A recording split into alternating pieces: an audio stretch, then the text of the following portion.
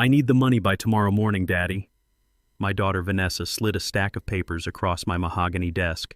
$800,000. Non-negotiable. Blake, my son-in-law, leaned against the doorframe of my study, arms crossed, wearing that smirk I had learned to hate over 5 years of marriage to my daughter. A white man from old Buckhead money, now broke, looking at me like I was just another obstacle between him and wealth. I set down my bourbon, slowly buying time to steady my hands. 76 years old. 46 years building Jackson Automotive from nothing in a city that didn't want black men owning car dealerships. One daughter, one catastrophic mistake of a son-in-law, one night that would change absolutely everything between us. $800,000, I repeated, letting each word hang in the air. His investors, Vanessa said, touching the diamond necklace around her throat. The one I had bought her 3 Christmases ago to replace my mother's original after she had pawned it in 1974 for my first car lot down payment. They are not patient people, Daddy. You always said family comes first, right? I had said a lot of things over the years. Built my first dealership in 1975 when banks wouldn't even look at loan applications from black men. Slept in that lot for 6 months with nothing but a German shepherd named Duke and my mother's prayers. Sent my daughter to Spelman College so she would never have to struggle the way I did. Walked her down the aisle at the Four Seasons to this white boy whose family looked at me during the ceremony like I was the help at their country club wedding. What happened to the Round Rock investment property? I kept my voice steady, though my jaw had started its familiar clench. The one I funded 8 months ago. Blake finally looked up from his phone. Market corrections, Lawrence. Temporary setback. That's not what we're here for tonight. Lawrence, not Mr. Jackson, not even sir. 5 years married to my daughter and he still could not manage basic respect. Just my first name casual, like we were college buddies splitting a bar tab. Vanessa's wedding ring spun around her finger. My mother's ring, actually. The same tell she had developed at age 12 when lying about who broke Patricia's china cabinet. Spinning, always spinning when the truth was somewhere else. The thing is, she started, then stopped, then started again. Blake has been working incredibly hard on this new venture.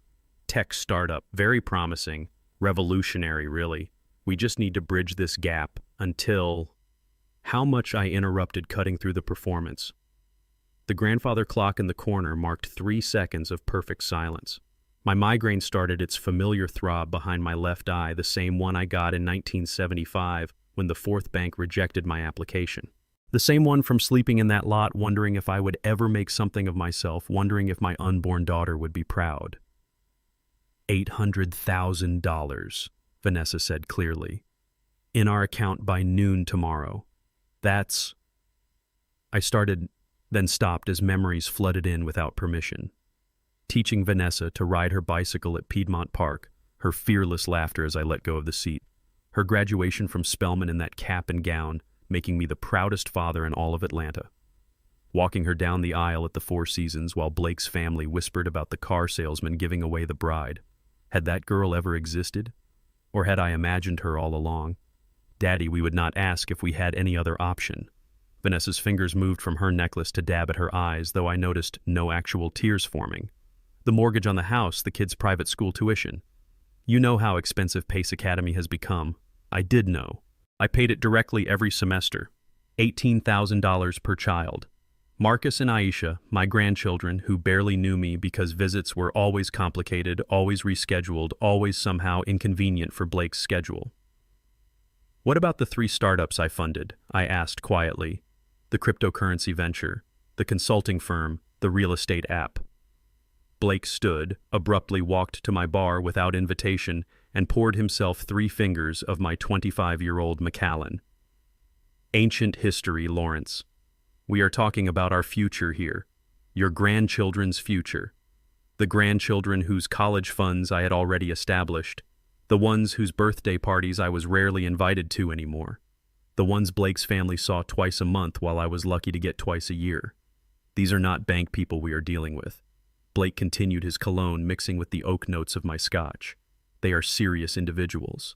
Would hate for this situation to affect your reputation at the country club or the dealerships. Bad publicity travels fast in Atlanta's business community. The threat hung in the air, obvious and nauseating. My blood pressure spiked. The migraine exploded from behind my eye, spreading across my skull like wildfire. The room tilted slightly, and I gripped the edge of my desk. "Daddy, you look pale," Vanessa said. Not with concern, but with calculation, like she was measuring my weakness for maximum leverage. That's when she deployed her nuclear option. "If Mama were still alive, she would be ashamed of how you are treating us right now." The words detonated between us. Vanessa knew exactly what she was doing. Patricia and I had divorced 10 years ago, but Vanessa still weaponized her memory whenever convenient. Never mind that Patricia lived happily in Charleston with her new husband. Never mind that Patricia had warned me repeatedly about Vanessa's manipulation tactics.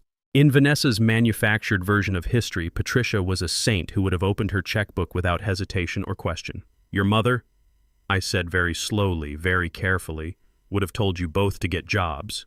Blake barked a laugh from my bar, still holding my scotch like he had earned the right to drink it. "Jobs. I'm an entrepreneur. Lawrence. I create jobs.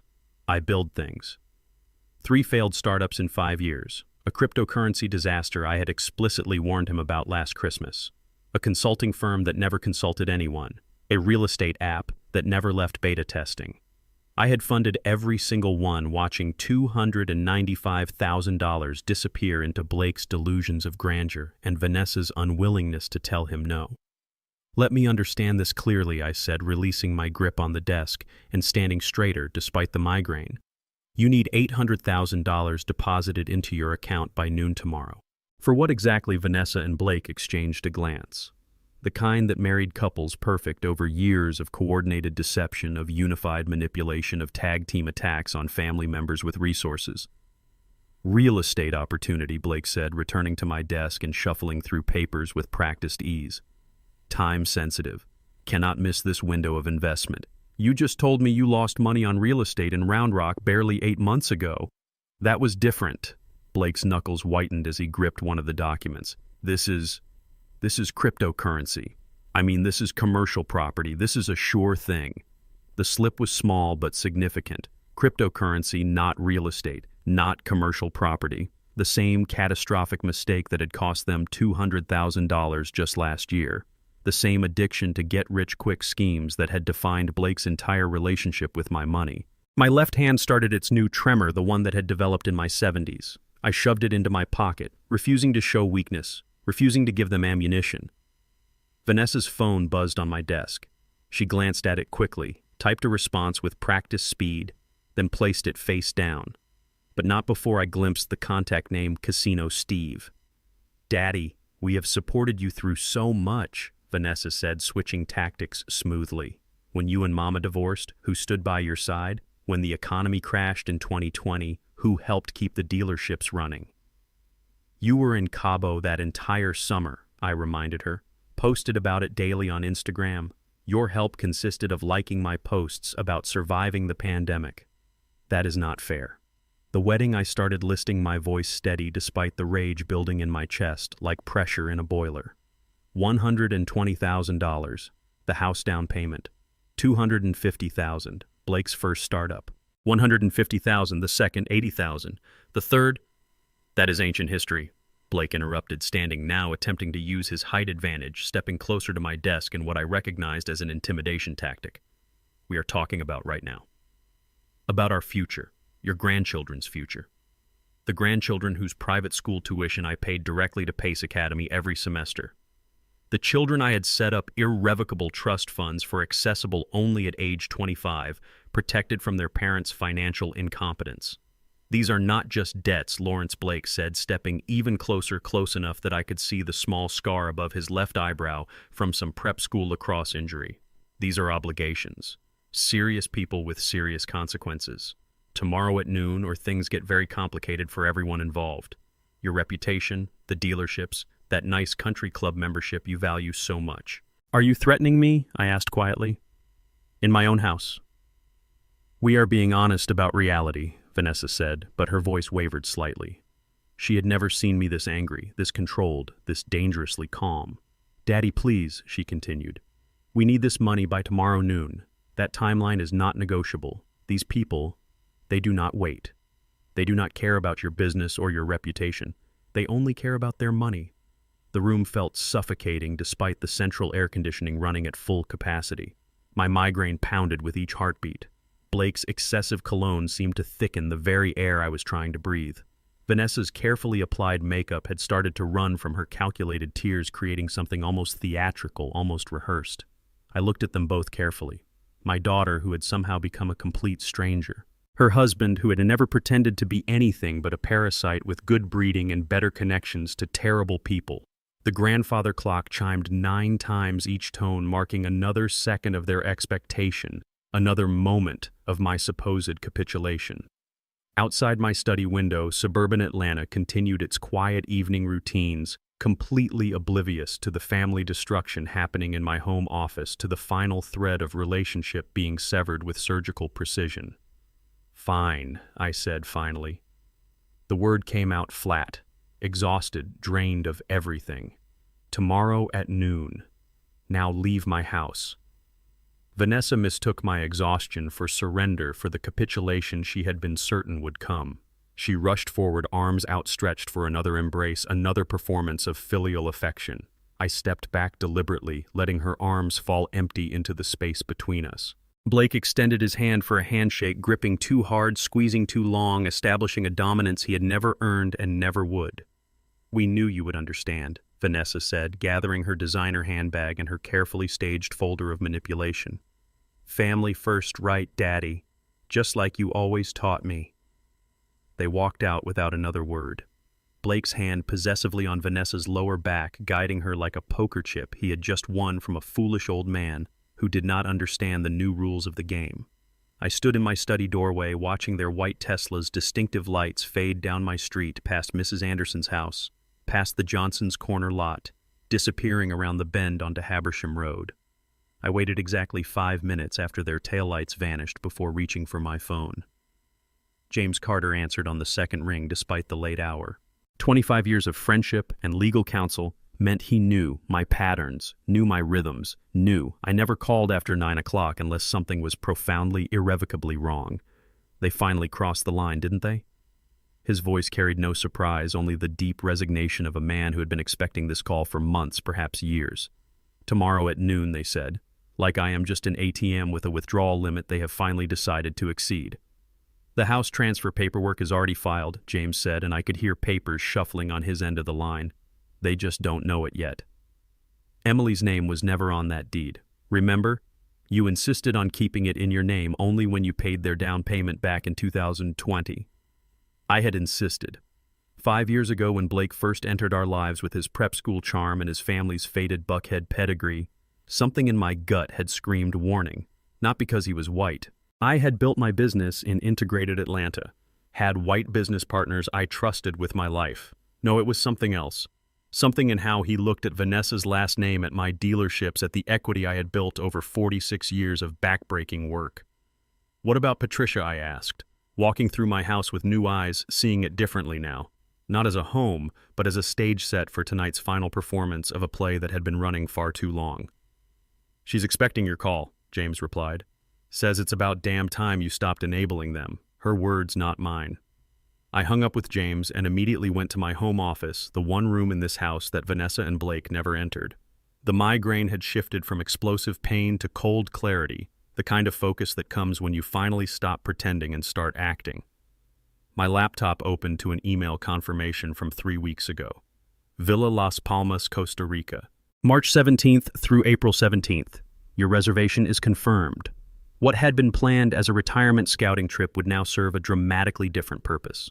I called American Airlines, next navigating their automated system with the efficiency of someone who had been booking business travel for decades. Yes, the morning flight could be moved to 6:45 a.m. Yes, first class was still available. Yes, one passenger only. My home safe opened with a combination I had never shared with anyone, not even Patricia during our marriage, certainly not with Vanessa. Inside, organized in labeled folders with the precision of a man who had built an empire on documentation and details, lay 20 years of financial records.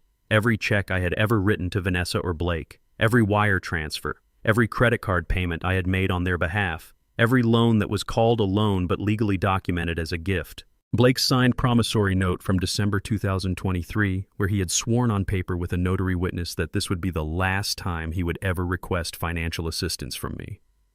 I pulled out the thick manila folder labeled Instagram Evidence. Patricia had helped me compile this over the past 6 months, screenshots of every post that contradicted their claims of financial struggle. Vanessa at a spa in Napa Valley while claiming they couldn't afford groceries. Blake at Topgolf with bottle service while asking me to cover their mortgage. Shopping sprees at Lenox Square. Dinners at Bones Restaurant. Weekend trips that cost more than most families spent in months. The second folder contained something more damning. 5 years of security camera footage from my home. I had installed the system after a break-in attempt in 2020, high-definition cameras with audio recording throughout my house. Georgia was a one-party consent state for recording. My house, my consent, perfectly legal. The footage captured everything. Tonight's performance, of course, but also years of previous visits. Vanessa coaching Blake in my driveway before they came inside to ask for money. Blake's contemptuous comments about the old man in my own kitchen not realizing the camera above the refrigerator caught every word. Vanessa's phone calls to friends from my guest bathroom calling me a walking ATM too pathetic to say no, too old to understand modern finance. Christmas 2023. Thanksgiving 2022. Easter 2024. Every holiday, a performance, every visit, a transaction, every hug, a negotiation. I found an old Amazon box in my garage, ordinary brown cardboard, meaningless and unremarkable. Inside this box, I would place the complete destruction of Vanessa's illusions arranged with the precision of a man who had spent 46 years building things that lasted. First document, the deed to their house. The beautiful 4-bedroom colonial in Druid Hills that Vanessa posted about constantly that Blake used as proof of his success that they believed they owned. Except they didn't. They never had. The paperwork Vanessa had signed in 2020, the stack of documents she had flipped through while talking on her phone had never transferred ownership, just power of attorney for maintenance issues. She had never read past page 2. I had counted on that. Her impatience, her assumption that Daddy would never trick her, her certainty that paperwork was boring and unnecessary. Second document, the spreadsheet. I had created it myself in Excel color-coded and comprehensive. Every dollar I had given them over 8 years meticulously documented with dates, amounts, purposes, and outcomes. Wedding, $120,000. Reception at the Four Seasons open bar for 200 guests, band flown in from New York, flowers that cost more than my first car. House down payment, $250,000. 20% down on a $1.2 million property they couldn't afford then and couldn't afford now. Cars, $78,000 for Vanessa's Mercedes. $65,000 for Blake's Range Rover, now repossessed, a fact they had somehow neglected to mention. Startup number 1, the cryptocurrency trading platform. $150,000 gone in 8 months. Startup number 2, the boutique consulting firm. $80,000 dissolved after 1 year of 0 clients. Startup number 3, the real estate app. $65,000 never left beta testing, now abandoned. Credit cards, monthly supplements, averaging $3,000 to $5,000 per month over 5 years. Another $180,000 minimum. Vacations I had funded, Cabo Napa, Charleston, Savannah, Miami, New York. Another $40,000. Private school tuition, I paid directly $36,000 per year for 2 children. I had paid 3 years so far. $108,000. The total at the bottom in bold red letters, $1,470,000 over 8 years, to 1 daughter and her husband. None of it loans, all of it gifts properly documented with gift tax returns filed annually, completely legal, entirely unreturnable. Third item, the USB drive. I had spent yesterday afternoon with my IT specialist, a young woman from Morehouse who had helped me compile and organize 5 years of security footage. The drive contained 52 video files, each one labeled with date and summary. Tonight's performance was File 52. File 1 was from 2020. Blake's first visit to my home, his comment to Vanessa in my driveway. Just cry if you have to. Old guy's a sucker for tears. Fourth document, the prenuptial agreement that Blake had signed before marrying Vanessa. His lawyer had been drunk at the signing, showing up at 2 p.m., smelling like bourbon, barely reviewing the 49 pages of legalese that James had crafted with surgical precision. Page 47, subsection 3, highlighted now in yellow marker, gambling addiction clause. If either party accumulates gambling debts exceeding $50,000 during the marriage, immediate forfeiture of all marital assets to the non-gambling spouse. Blake had passed that threshold 3 years ago. I had the casino records to prove it. Hartsfield-Jackson Airport had 3 casinos. Blake had Players Club cards at all of them. My private investigator had photographs, timestamps, betting records obtained through legal discovery processes. $800,000 in total gambling losses over 5 years. The current debt to serious people was just the most recent installment. 5th document, text message transcripts. I had paid for a legal data recovery on Vanessa's old iPhone, the one she had traded in last year, the one the Apple Store had sold to a refurbishing company, the one that refurbishing company had been legally required to turn over during discovery in an unrelated civil matter that James had cleverly engineered. The texts were damning. Vanessa to her college roommate, "Dad's too pathetic to say no. Just ask and cry a little." Vanessa to her sorority sister, "I deserve this money more than he does. He won't live forever anyway." Vanessa to Blake, "Just take whatever he offers.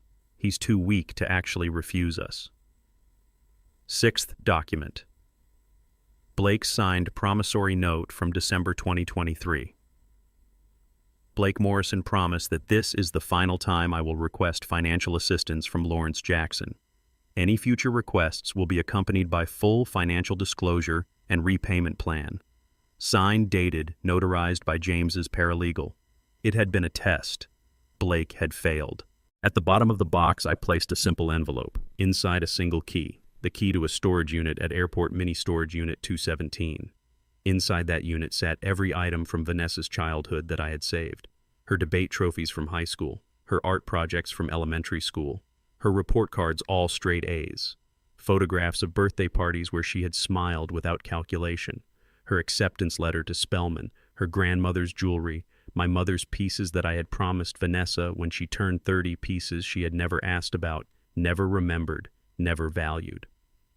Also in that storage unit, a $50,000 savings bond in Vanessa's name purchased in 2010, maturable in April 2026. The final test. The eyes. Would she cash it immediately, proving she had learned nothing? Or would she let it mature, proving she had finally understood the value of patience, of earning, of waiting? On top of everything, I placed a note handwritten on my personal stationery, the heavy cream cardstock with my initials embossed at the top. You wanted it by tomorrow. Here's what you're really getting. I sealed the box with packing tape, wrote Vanessa's full name across the top in black Sharpie, and carried it to my front porch. Tomorrow at 11:45 a.m., 15 minutes before their expected noon arrival, my lawn service would place this box prominently on the porch table, positioned perfectly for the security camera above my door to capture every moment of its opening. The packing took 30 minutes. 2 suitcases efficiently filled with tropical weight clothing, essential documents, medications for blood pressure and cholesterol. My passport. My mother's Bible, the one she had carried from rural Georgia to Atlanta in 1950. The photograph of young Vanessa, age 7, gap-toothed and genuine before Blake, before entitlement, before she had learned to see me as a resource rather than a father. My dealership manager, Jake, received a brief email. Family emergency of indefinite duration. You're in charge. Complete operational authority. Details to follow through. James Carter, attorney at law. Jake had been with me for 15 years. He had earned this. He would run Jackson Automotive better than I could now anyway. Younger, sharper, more adapted to electric vehicles and online sales and whatever the future held for the car business. At 11 p.m., I made one final call. Patricia answered on the first ring as if she had been sitting by the phone in her Charleston home waiting. "Robert," she said, using my middle name, the one only she ever used. "James called me an hour ago." "Are you really doing this?" "Should have done it years ago. She's our daughter. She stopped being our daughter the moment she started seeing us as obstacles to inheritance." "You know that, Patricia. You've known it longer than I have." A long pause. I could hear ice clinking in a glass. Patricia's evening bourbon, same brand I drank, habit from 30 years of marriage that divorce hadn't changed. "The Costa Rica property," she finally said. "You'll be safe there. It's beautiful this time of year." I looked at the photos you sent. "It's not about safety. It's about distance. About letting her hit bottom without me there to cushion the fall. And if she doesn't learn," Patricia's voice cracked slightly, "if this just makes her hate you, then at least I'll know I tried everything else first. At least I'll know I didn't enable her into complete destruction." "James has my contact information," Patricia said. "If you need anything anything at all, you call me. We might be divorced, Robert, but I never stopped caring about you. And I never stopped caring about saving our daughter from herself. I know. That's why you've been helping document everything for 6 months. She deserves a chance to become who she was supposed to be. Before Blake. Before entitlement. Before she forgot that Jackson is a name you built, not a bank account she inherited. We said goodbye without sentimentality. Patricia understood what Vanessa had become, perhaps better than I did. Mothers always know. They just hope longer, hurt deeper, forgive more reluctantly. At 11:30 p.m., I stood in my dark kitchen drinking water from a crystal glass, studying the refrigerator covered in my grandchildren's artwork. Stick figures labeled Grandpa and me fishing at Lake Lanier. A crayon drawing of my dealership with Grandpa's cars, scrawled beneath in Marcus's careful 7-year-old handwriting. I carefully removed the fishing picture, folded it with precision, and placed it in my wallet. The children weren't responsible for their parents' choices. They shouldn't be punished for lessons their mother needed to learn. I set the box on the porch table where it would wait for tomorrow, positioned perfectly under the camera, ready to detonate at noon. The security system armed. The thermostat lowered. The lights on timers to suggest occupancy.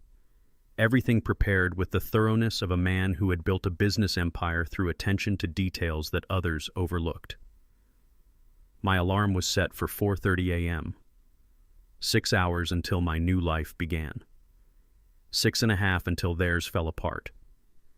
7 until Vanessa understood that love and enabling are not the same thing, that tough and cruel are not synonyms, that sometimes the greatest gift you can give someone is the catastrophic failure they need to rebuild themselves. I climbed the stairs to my bedroom for the last time as a father who said yes. Tomorrow I would wake up as a father who finally said no, who finally chose self-respect over peace, who finally understood that saving Vanessa required letting her drown just long enough to learn to swim. The box waited on the porch, ordinary and devastating, patient and final. At noon tomorrow, Vanessa would open it. By 1 p.m., her world would burn. By evening, she would understand that I didn't abandon her. I freed her from the prison I had built with my checkbook, one gift at a time, one capitulation at a time, one failure to say no at a time. And in freeing her, I would finally free myself. The alarm cut through darkness at exactly 4:30 a.m. No snooze button, no hesitation, no second guessing. I had trained myself over 46 years of early dealership openings to wake instantly, fully alert, ready to move. Today that discipline served an entirely different purpose. The coffee maker gurgled to life, already programmed the night before. Colombian dark roast, the kind Vanessa always complained was too strong when she still visited for Sunday breakfast, back when visits meant family instead of transactions. I dressed in the darkness of my bedroom, muscle memory guiding my hands. Comfortable travel clothes, nothing flashy. A 76-year-old black man traveling alone attracted enough attention without adding expensive watches or designer labels to the equation. The ceramic mug warmed my hands as I stood at my kitchen window watching Atlanta's skyline begin its slow awakening. Office buildings lighting up floor by floor while most of the city still slept, still dreamed, still believed that today would be like yesterday. My house felt different in these final moments. 40 years of memories pressed against me from every corner. The kitchen table where I had helped Vanessa with calculus homework. The living room where she had opened Christmas presents with squeals of delight. The backyard pool where I had taught her to swim, her fearless 6-year-old self jumping into my arms over and over, trusting completely that I would catch her. When had she stopped trusting me, or had I stopped being worthy of trust by never requiring her to stand on her own? 4:45 a.m. I carried my 2 suitcases downstairs, each one efficiently packed with everything I needed for my new life. Tropical weight shirts, linen pants, sandals, sunscreen, the basics of starting over at 76 years old in a country where nobody knew my name, my business, or my failures as a father.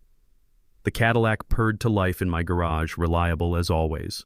I had chosen it over the Mercedes specifically because Blake had too many memories of riding in that car, too many assumptions about eventually inheriting it. Let him assume, let him plan, let him be wrong about everything. I backed out of my driveway, slowly taking one last look at the house I had bought in 1985 when Vanessa was just a baby, when Atlanta was still finding its voice as a black economic powerhouse, when I was still young enough to believe that money could solve any problem and prevent any pain. The streets of Buckhead lay empty except for garbage trucks beginning their Saturday routes. I drove past the 3 Jackson automotive locations that had made everything possible. The South location, my first one from 1975, still standing like a monument to impossible dreams that somehow came true. The Midtown location where Vanessa had worked one summer during college, learning nothing about cars but everything about expecting respect she hadn't earned. The North location, my flagship with my name in letters 3 feet tall visible from the highway. Some man I didn't know yet would run these dealerships soon. Jake was capable, hungry, ready. He would do better than I could now anyway. Time to let go. I passed Spelman College where I had sent my daughter to learn about legacy, about excellence, about the sacrifices of those who came before. She had learned the history. She had missed the lesson. Past Sweet Auburn where my mother had worked as a maid in 1950, making $30 a week, cleaning white people's houses, saving every penny so I could have a chance she never had. The neighborhood was gentrified now, unrecognizable, expensive. Even the past gets priced out eventually. The city that had once called me boy, that had refused my loan applications, that had made me prove my worth 1,000 times over now, had my name on billboards and buildings. I had won. But winning felt hollow when your only child saw your victory as her trust fund. Hartsfield-Jackson International Airport emerged from the morning mist at 5:30 a.m. Already busy with travelers escaping to somewhere else, running towards something or away from something, all of us in motion, all of us seeking. I parked in long-term parking section C, space 47. Let them wonder about my car eventually. Let them file a missing person report if they cared enough. By then, I would be long gone. The terminal felt surreal at this hour. TSA agents still waking up, coffee shops just opening, families with sleeping children sprawled across gate seating, everyone absorbed in their own dramas, oblivious to mine. Michelle stood at the first-class check-in counter, the same agent who had processed my business travel for a decade. She looked surprised to see me with personal luggage instead of my usual briefcase. Costa Rica. Today, Mr. Jackson. Her voice carried professional cheer despite the early hour. Change of plans, I replied, handing over my passport, long overdue.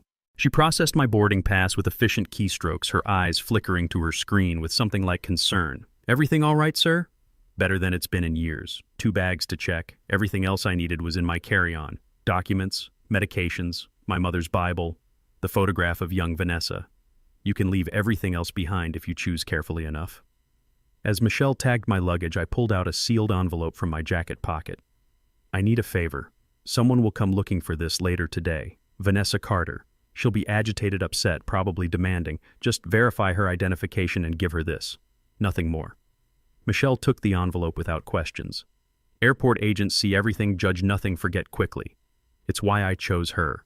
Inside that envelope, a key, a storage unit number, a brief note, for when you're ready to remember who you were before money mattered. Nothing else. No apology, no explanation, no comfort. She didn't need comfort. She needed consequences.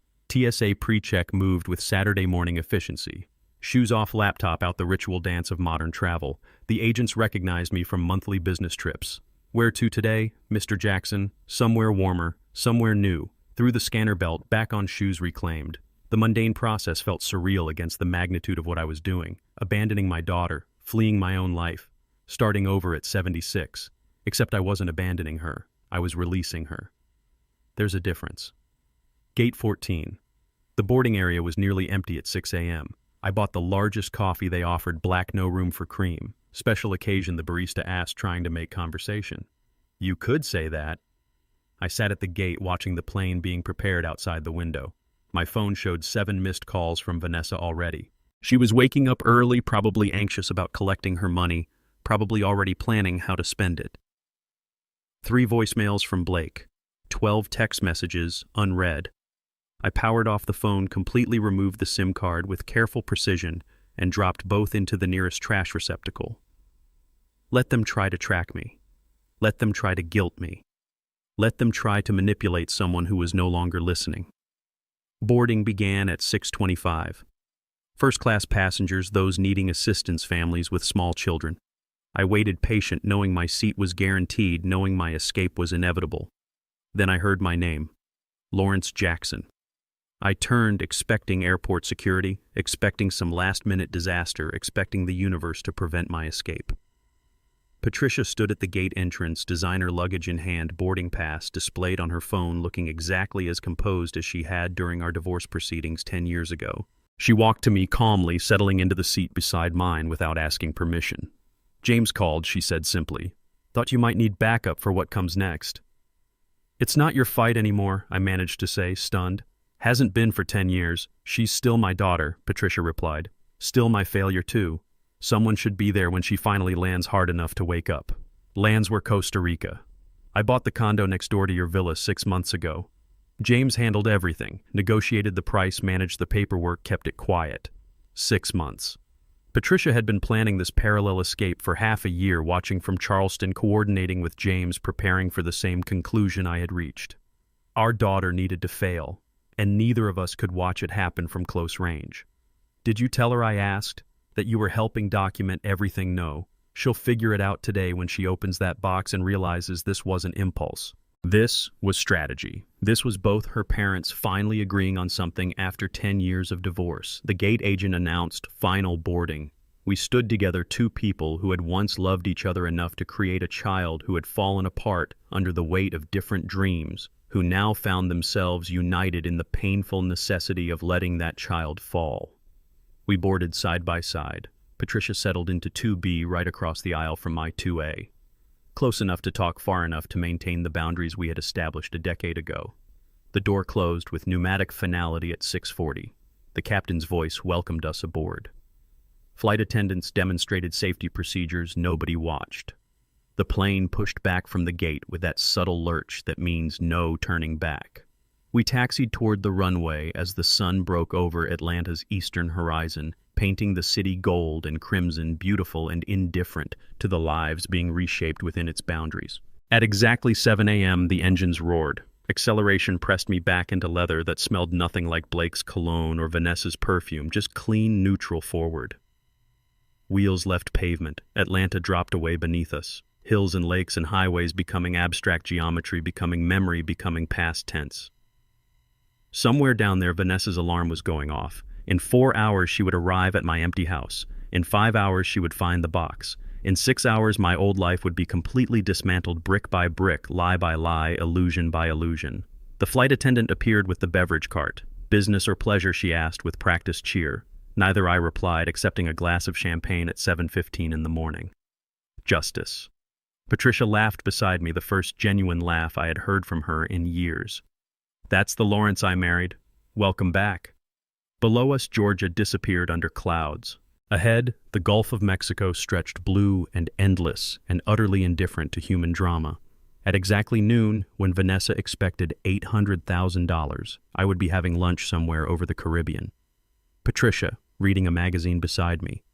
Both of us finally free from the daughter we had loved into uselessness and now loved enough to let destroy herself just long enough to rebuild. The hardest thing I ever did wasn't building a business in racist Atlanta. It was leaving my daughter to face consequences without my checkbook to soften the landing. But love isn't just catching someone when they fall. Sometimes love is stepping aside so they finally learn to catch themselves.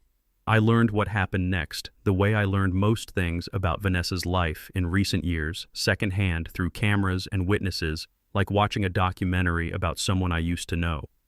James sent me the security footage 3 days later, encrypted and uploaded to a private server. I watched it on my laptop from the Costa Rica balcony, Pacific waves providing an oddly peaceful soundtrack to my daughter's complete meltdown. The timestamp showed 11:30 a.m., exactly when Vanessa's internal clock told her to arrive fashionably late, but not so late as to seem disrespectful. She had always been precise about these performances. Her white Mercedes pulled into my driveway with the confidence of someone about to collect an allowance, someone certain of their welcome, someone who had never once been told no in a way that mattered. Blake sat in the passenger seat scrolling through his phone.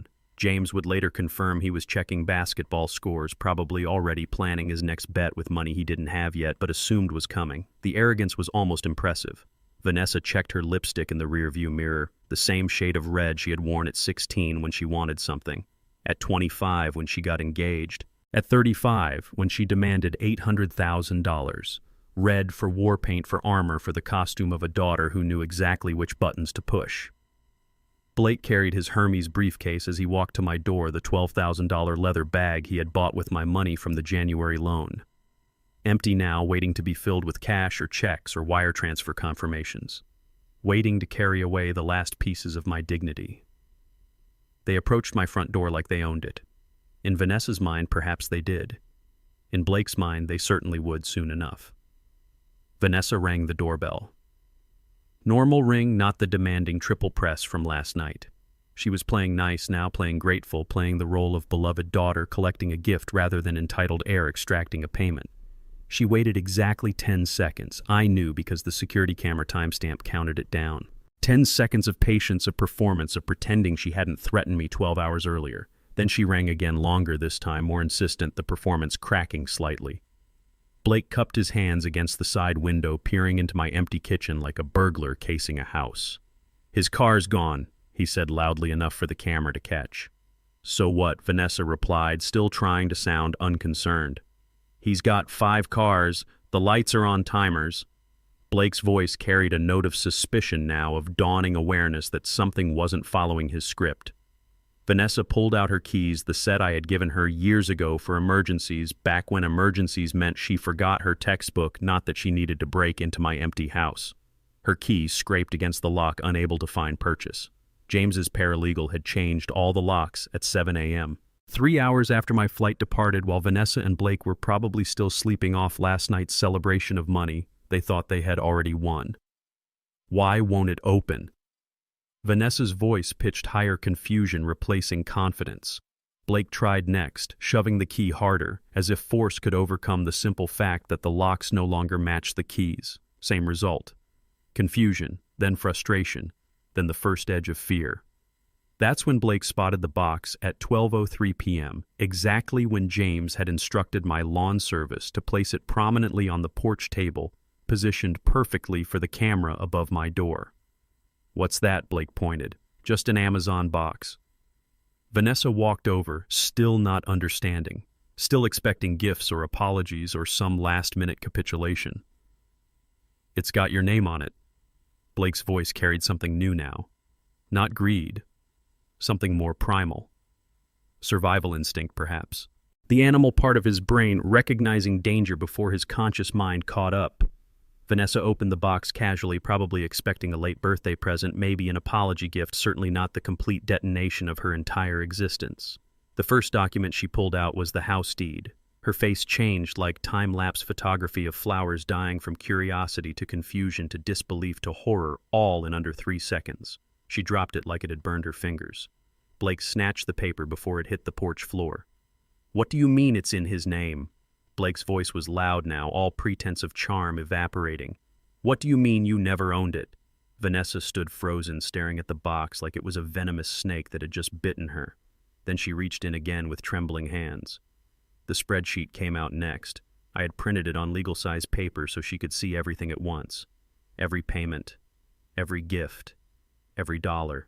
8 years of financial history in color-coded rows and columns that added up to $1,470,000 at the bottom in bold red font. Her hands shook as she read. Her lips moved, counting, calculating, realizing. This wasn't just about the house. This was about everything. Every assumption she had made about her life, her security, her future. The photographs came next.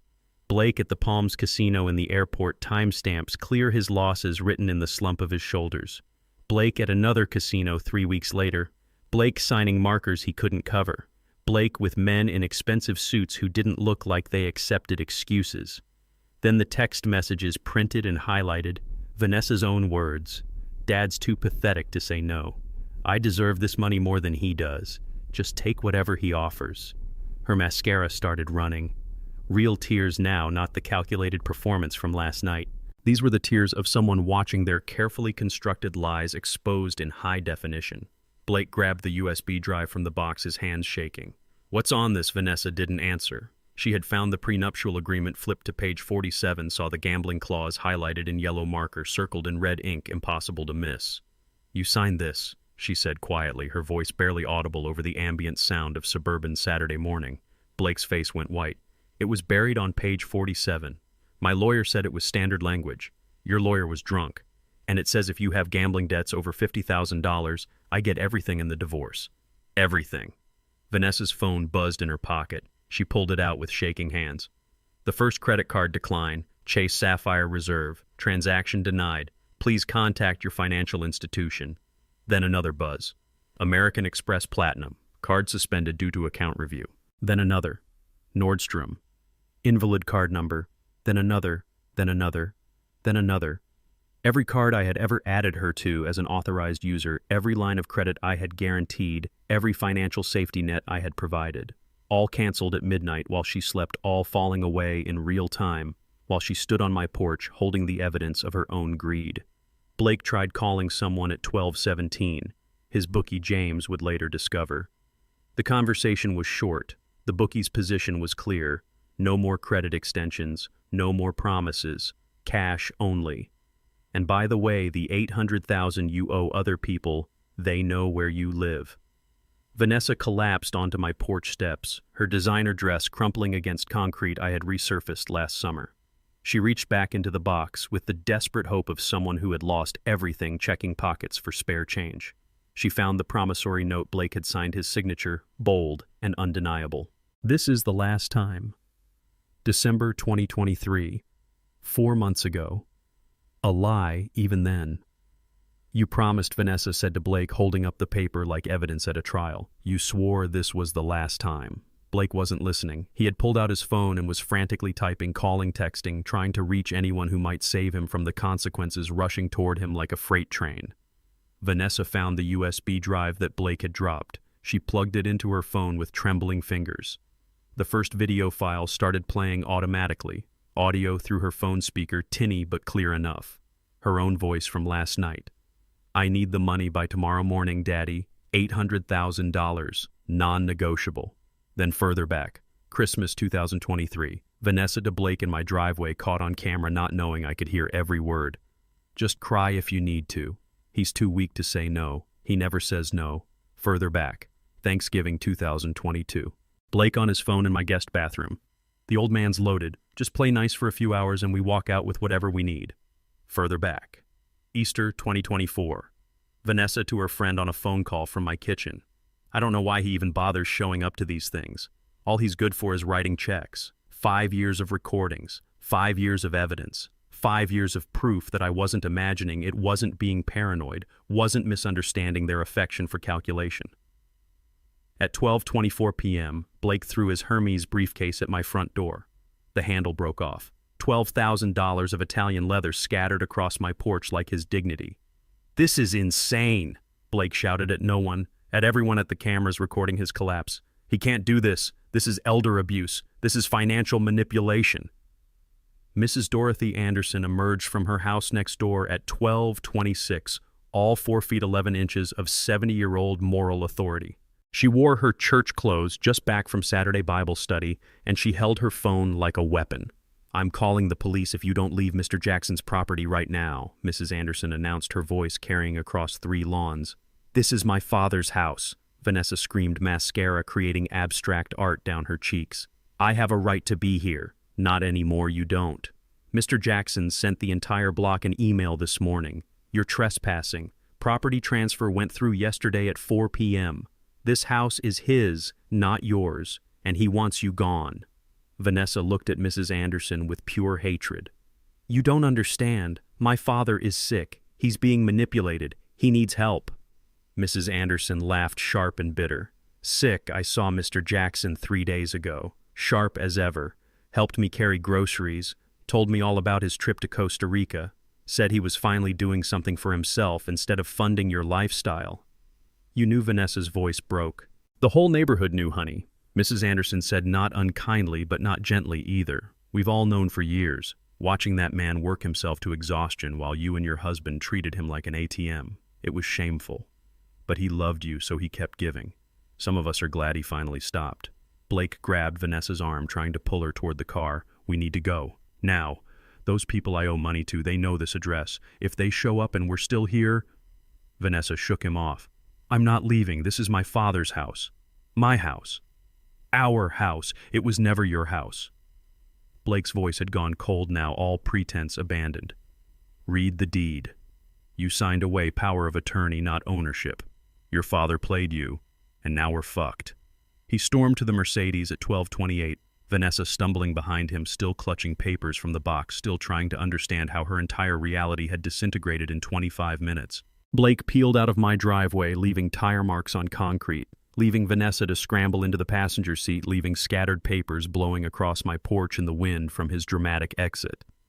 Mrs. Anderson stood in my yard, phone in hand, making sure they actually left. When their taillights disappeared around the corner, she walked slowly to my porch and gathered the scattered documents, carefully placing them back in the box. She carried the box to her own house for safekeeping, just in case Vanessa came back. Just in case she tried to destroy the evidence. Just in case she needed one more reminder that her father had been thorough, had been careful, had been protecting himself from her for longer than she realized. At exactly 12:30 p.m., when Vanessa had expected to be depositing $800,000, she was instead sitting in her car at a gas station 3 miles away, Blake on his phone trying to reach anyone who might loan them money, trying to find any way out of the hole they had dug. And I was 35,000 feet above the Caribbean, having lunch with Patricia, both of us watching the ocean through the airplane window, both of us checking our phones for the message from James that would confirm what we already knew. The message arrived at 12:45 p.m. Package delivered and opened. Subject reacted as expected. Camera footage saved. No property damage. Mrs. Anderson has the evidence secured. Patricia showed me her phone. I nodded. We didn't toast or celebrate. This wasn't victory. This was surgery. Necessary, painful, hopefully curative. The flight attendant asked if we wanted more wine. We both declined. This required clear heads and steady hearts. Below us, the Caribbean stretched endless in blue. Ahead, Costa Rica waited with its promise of new beginnings at 76 years old, of lives rebuilt on foundations of self-respect instead of enabling. Behind us, Atlanta held my daughter, who was learning for the first time in 35 years what it meant to face consequences without my checkbook to soften the impact. Everything she thought she owned, gone in one box. Everything she thought she knew about her father, revealed in 25 minutes. Everything she assumed about her future, erased by documents she never bothered to read carefully. I didn't feel victorious. I felt heartbroken. But I also felt, for the first time in 8 years, free. The complete unraveling took 7 days. James sent me daily reports from his paralegal, who monitored everything: social media, court filings, credit reports, police reports. Patricia and I read them each morning over coffee on my Costa Rica balcony, watching our daughter's life collapse in real time like a building demolition captured by security cameras. Day 1, Saturday afternoon. Vanessa and Blake drove straight from my house to the law offices of Henderson & Associates, one of Atlanta's most prestigious family law firms. The senior partner, Thomas Henderson, agreed to see them immediately. Emergency consultations on Saturdays cost triple the normal rate. Vanessa didn't care. She still had her personal credit card, the one in her own name, the one I hadn't been paying for. It still had a $3,000 limit. She maxed it out for a 2-hour consultation. James obtained the consultation notes through legal discovery channels I didn't ask about and didn't need to understand. Henderson's assessment was brutal and brief. These documents are ironclad. Your father transferred the property legally. All gifts were properly documented. You signed the power of attorney papers yourself. The video evidence is admissible. The prenuptial agreement is enforceable. You have no case. My retainer is $10,000. Do you have access to those funds? Vanessa did not have access to those funds. Day 1 evening. Vanessa tried 3 more law firms: Chambers & Klein, Rodriguez Legal Group, the Buckhead Law Center. Each consultation followed the same pattern: initial sympathy, careful document review, dawning realization, apologetic refusal. The 4th lawyer, Margaret Simmons, from a storefront practice in East Atlanta, was most direct. Honey, your daddy did this by the book. He's protected. You're not. My advice: apologize, get a job, and hope he forgives you before he dies. That'll be $300 for the consultation. Vanessa paid with the last available credit on her personal card. Day 2, Sunday morning. Vanessa's Instagram story went live at 6:30 a.m. James's paralegal screenshot everything before Vanessa deleted it 17 minutes later, but by then 63 people had watched it, and screenshots spread through Atlanta's social networks like wildfire through dry grass. The video showed Vanessa in her bathroom, no makeup, eyes swollen from crying, wine glass shaking in her hand. "When someone you trust betrays you," she said to her phone camera, her voice raw and broken when your whole life is built on lies. She held up the house deed, the camera struggling to focus. "My father took everything. He planned this. He wanted me to suffer." Blake was visible in the background, throwing clothes into a suitcase, his voice cutting through Vanessa's monologue. "We need to leave. Those people I owe money to, they're not going to wait." Vanessa threw her wine glass across the bathroom. It shattered against their wedding photo glass, and red wine and frame crashing to the tile floor. The video cut off. 63 people watched. 47 were Vanessa's sorority sisters, college friends, book club members. 16 were strangers who found it through hashtags. The comment section before she deleted everything was savage. "Didn't you just post from Napa last week?" Someone wrote. "Your dad paid for that too." Another comment. "Girl, you're 35 years old. Get a job like the rest of us." A former Spelman classmate. "Your father built everything from nothing. You built nothing from everything. That's on you." 3 women from Vanessa's church. "We're praying for you, but also praying you learn this lesson." James sent me the screenshots. I read them once, felt nothing, deleted them. The court of public opinion was rendering its verdict. I didn't need to watch. Day 3. Monday. Blake's mother called my office. My assistant, who didn't know I had left the country, transferred the call to James per the instructions I had left. James recorded it, sent me the audio file. "Mr. Jackson." Blake's mother sounded frantic, desperate, a parent watching her child's life implode. "Blake has been missing since Saturday night. Vanessa says you did something to him." "I know that's crazy, but do you know where my son is? Please, he's my only child," James responded with lawyerly precision. "Mrs. Morrison, Mr. Jackson is traveling internationally for personal reasons. He has no knowledge of your son's whereabouts. I suggest contacting the police if you're concerned for his safety." Blake's mother did file a police report. Atlanta PD investigated for approximately 4 hours before determining that Blake was a 38-year-old man who had left voluntarily, had taken his passport and luggage, had withdrawn the maximum daily limit from 3 ATMs, and had not been kidnapped, coerced, or harmed. Case closed. Blake's phone last pinged a cell tower near the Mexican border at Laredo, Texas. He never crossed officially, which meant he either paid someone to smuggle him across or found a remote crossing point. Either way, he was gone. James's investigator would later confirm Blake had resurfaced in Juarez, working at a car rental agency under an assumed name, hiding from the $800,000 in gambling debts that followed him like hungry wolves. Day 3 afternoon. 2 men visited Vanessa's house. They didn't knock like door-to-door salesmen. They rang the bell once and waited with the patience of people who knew they'd get what they came for eventually. Professional courtesy from professional collectors. Vanessa answered through the video doorbell, her voice thin with fear. "I don't have the money. I'm trying to get it. I just need more time." The taller man spoke calmly, almost kindly. "Mrs. Morrison, we understand these situations can be complicated. We're leaving our card. It has a phone number. You have 14 days to make arrangements." After 14 days, we discuss alternative payment methods. They left a simple white business card with nothing but a phone number. No name, no company, no address, just 10 digits and a timeline. Vanessa called that number 6 times over the next 3 days. No one ever answered. The silence was more terrifying than any threat. Day 4, Tuesday. The eviction notice appeared on Vanessa's door. 3 months behind on mortgage payments. $15,200 owed plus late fees and legal costs. Total due $17,100. Payment required by May 15th. Or vacate the premises. Vanessa screamed when she found it, her voice echoing through the suburban neighborhood at 7 a.m. Mrs. Anderson watched from across the street, shaking her head sadly, probably praying for patience and wisdom and all the things good church women pray for when watching fools face consequences. Blake had been handling the finances. Blake had assured her everything was paid. Blake had been lying for months, using the mortgage money for gambling, for covering old debts, for buying himself 2 more weeks or 2 more months before everything collapsed. Vanessa had never looked at a bank statement in 5 years of marriage. Why would she? Daddy covered everything important. Blake handled the details. She just had to look pretty and spend appropriately and maintain the appearance of success. The appearance was over. Day 4 afternoon. Vanessa's desperate research began.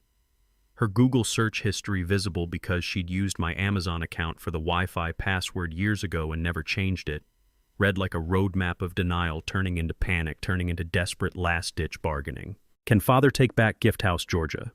How to break power of attorney. Statute of limitations, financial gifts. Georgia emergency bankruptcy lawyer, Atlanta. Can casino debts affect spouse credit? Elder financial abuse definition. Cheap divorce attorney, no money down. Atlanta. Each search a door slammed in her face. Each result confirming what 4 lawyers had already told her. No recourse. No loophole. No escape clause in the documents I had spent 5 years perfecting. Day 5 Wednesday. The pawn shop tour began. Vanessa loaded her Mercedes with everything valuable she owned. Designer handbags, jewelry, Blake's abandoned watches, shoes that cost more than most people's monthly rent. The material accumulation of 8 years of my funding now reduced to desperate collateral. First stop, Buckhead Pawn and Jewelry. The owner, a kind man named Samuel, who'd been in business 40 years, laid everything out on his counter with the gentle hands of someone who'd seen this story 1,000 times. Rich people gone broke. Desperate people selling their dignity one Gucci bag at a time. Designer handbags he assessed, checking authenticity with practiced expertise. Retail value, maybe $30,000. I can give you $9,000 cash today. $9,000? Vanessa's voice went shrill. These cost $30,000. Resale value isn't retail value, ma'am. And I gotta make a profit when I sell them. $9,000 is fair. Take it or try somewhere else. Vanessa tried somewhere else. Then somewhere else. Then somewhere else. Every offer was similar. $9,000 to $10,000 for the bags. The jewelry went next. $50,000 in diamonds and gold, mostly gifts from me over birthdays and Christmases and graduations. $17,000 cash at the most generous offer. Blake's 3 watches, the ones he'd bought with my money, the ones he'd worn to prove his success. $40,000 retail value. $14,000 cash, and that was generous because they were high-end brands in good condition. Total haul, after visiting 7 pawn shops over 2 days, $40,200. Not enough to cover the eviction. Not enough to pay the threatening men. Not enough to save anything. Vanessa sat in her Mercedes in the parking lot of the last pawn shop, counting cash with shaking hands, crying quietly. Finally understanding what value really meant. What real wealth looked like. What happened when the foundation of lies finally crumbled. Day 6. Thursday. The Instagram fallout reached its peak. Vanessa hadn't posted since her Sunday morning meltdown, but her silence created a vacuum that others filled enthusiastically. Her Spelman sorority group chat, leaked by someone who'd had enough of Vanessa's drama, showed 5 years of conversations. Vanessa bragging about never working. Vanessa mocking other alumni who had jobs and budgets and responsibilities. Vanessa posting photos from expensive trips while claiming she was building a business, building a brand, building anything except the truth, which was that she was building nothing except debt on her father's foundation. The church ladies gossiped as church ladies do. Shame what happened to Lawrence Jackson's daughter. Married that white boy and forgot where she came from. Forgot who raised her.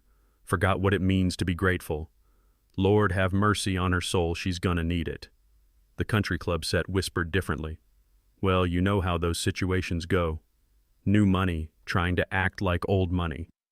The father worked so hard, built all those dealerships. Daughter just spent and spent. The husband gambled it all away. Tragic, really. Should we send a casserole? They did not send a casserole. Day 6 evening, Vanessa's workplace called. She'd been working part-time as a marketing consultant for a boutique firm in Midtown, a job I had secured for her through my connections, a job that paid $40,000 a year for approximately 15 hours of actual work per week. The owner, Caroline, was direct. Vanessa, I've seen the posts circulating. I've heard about the situation with your father. I want to be supportive, but several clients have expressed concerns. The optics aren't good. I think it's best if we part ways. I'll pay you through the end of the month. 2 weeks severance. Another bridge burned. Day 7 Friday. Adult Protective Services showed up at my house. An anonymous complaint alleged that a 76-year-old man might be suffering from dementia, might be living unsafely, might be vulnerable to self-neglect or exploitation. Mrs. Anderson, still maintaining watch over my property, met them at the door with my attorney's business card and a prepared statement. Mr. Jackson is traveling internationally by choice. He had a complete cognitive assessment 1 week ago. Results showed no impairment. He's competent, capable, and has legal representation. Here's the attorney's contact information. Have a blessed day. The social worker made notes, called James, confirmed everything Mrs. Anderson said, and closed the case within 2 hours. No concerns, no follow-up needed, no vulnerability except to family members who saw him as an obstacle to wealth. The investigator noted in her report, subject appears to have proactively protected himself from financial elder abuse. Recommend no further action. Day 7 evening. Blake's letter arrived via registered mail requiring Vanessa's signature, ensuring she couldn't later claim she'd never received it. The postal worker who delivered it would later provide an affidavit describing how Vanessa's hands shook so badly she could barely sign the electronic pad. The letter was 1 page, Blake's handwriting brief and brutal. Vanessa, by the time you read this, I'll have a new name and a new life. The men looking for me won't find me. Don't try either. I'm sorry about your father's money, but you were the one who said he'd never cut you off. We both gambled. We both lost. The prenup your dad made me sign means you get nothing from me anyway. Consider us even. Take care of yourself. B. No apology, no real goodbye. Just abandonment, dressed up as practicality.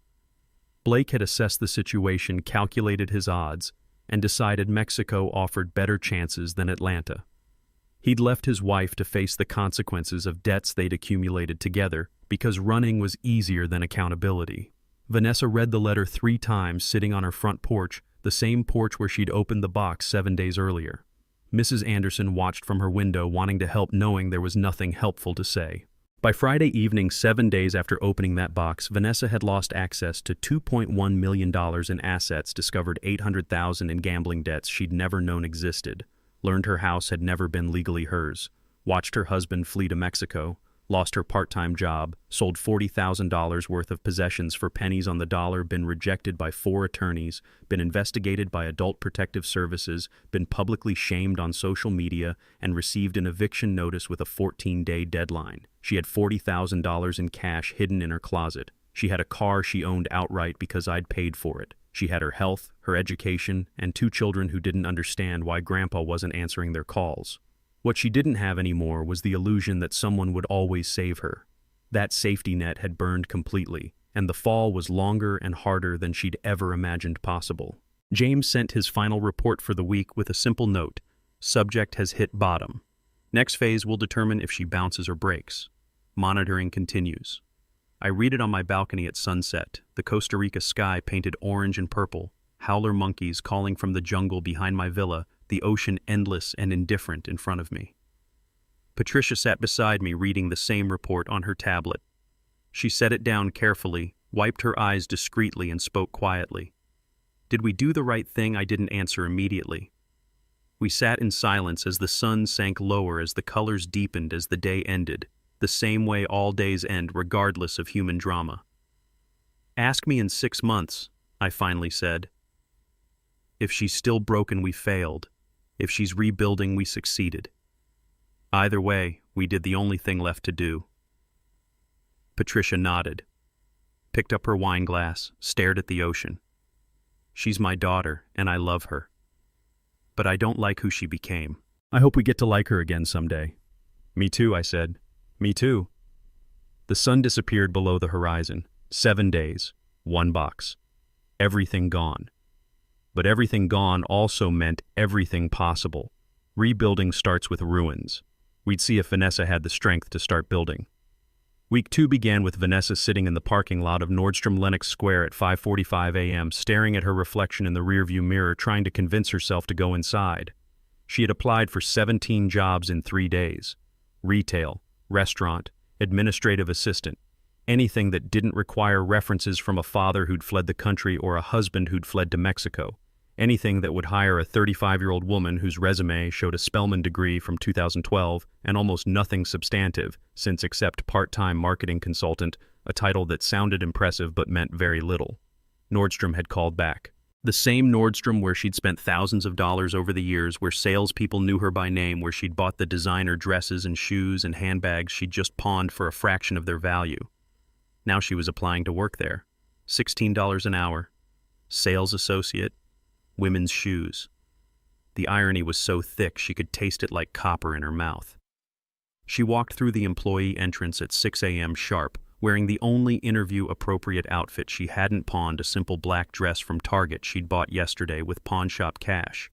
No designer labels, no status markers, just polyester and hope.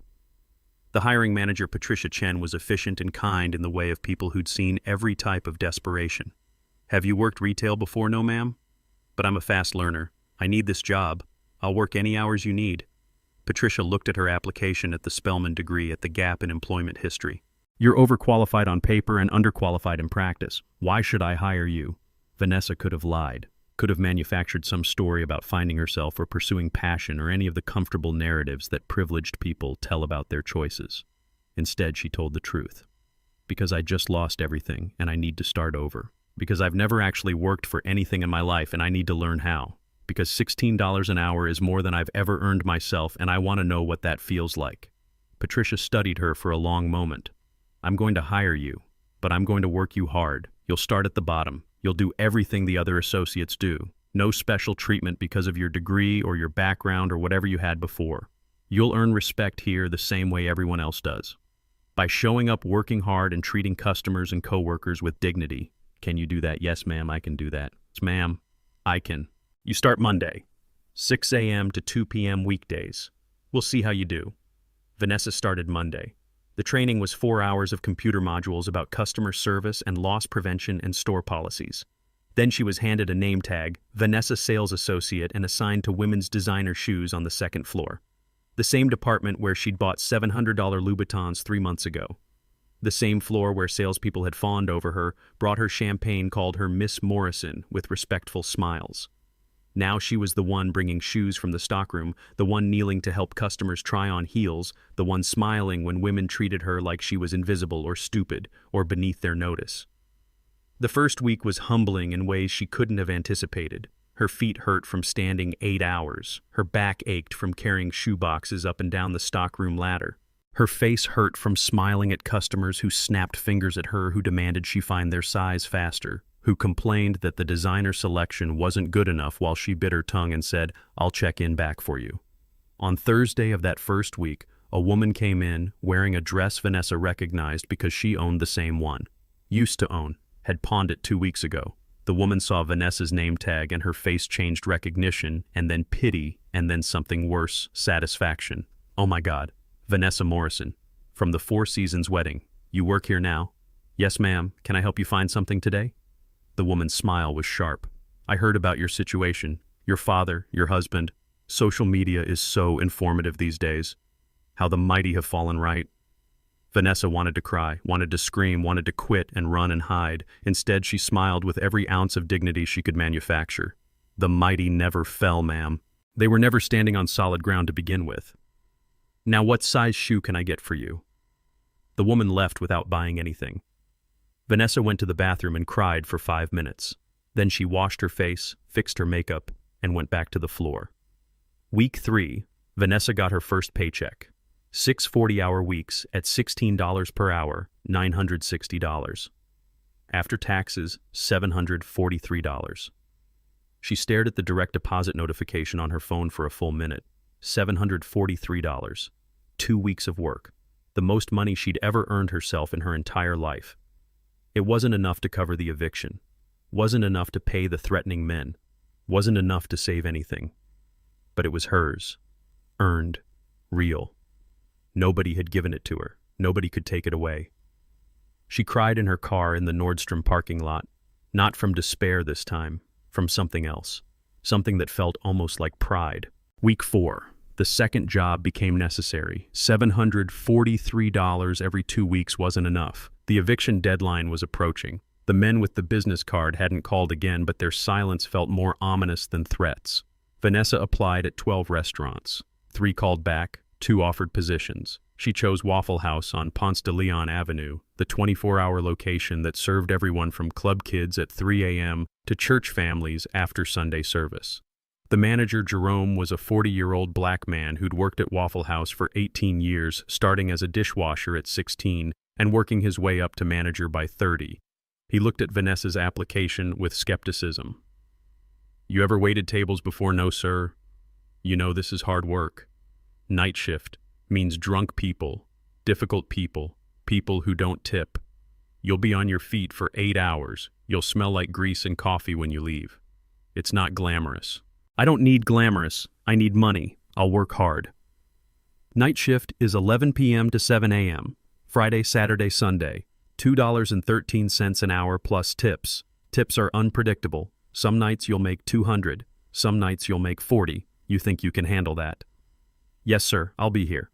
She started that Friday. The training was 2 hours of shadowing another server, a 19-year-old named Crystal, who'd been working at Waffle House since she was 16 to help support her younger siblings.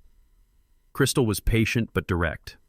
"Keep your head down, work fast, don't take anything personally. Drunk people say stupid things. Poor people are the best tippers because they remember what it's like. Rich people are the worst because they think 16% is generous.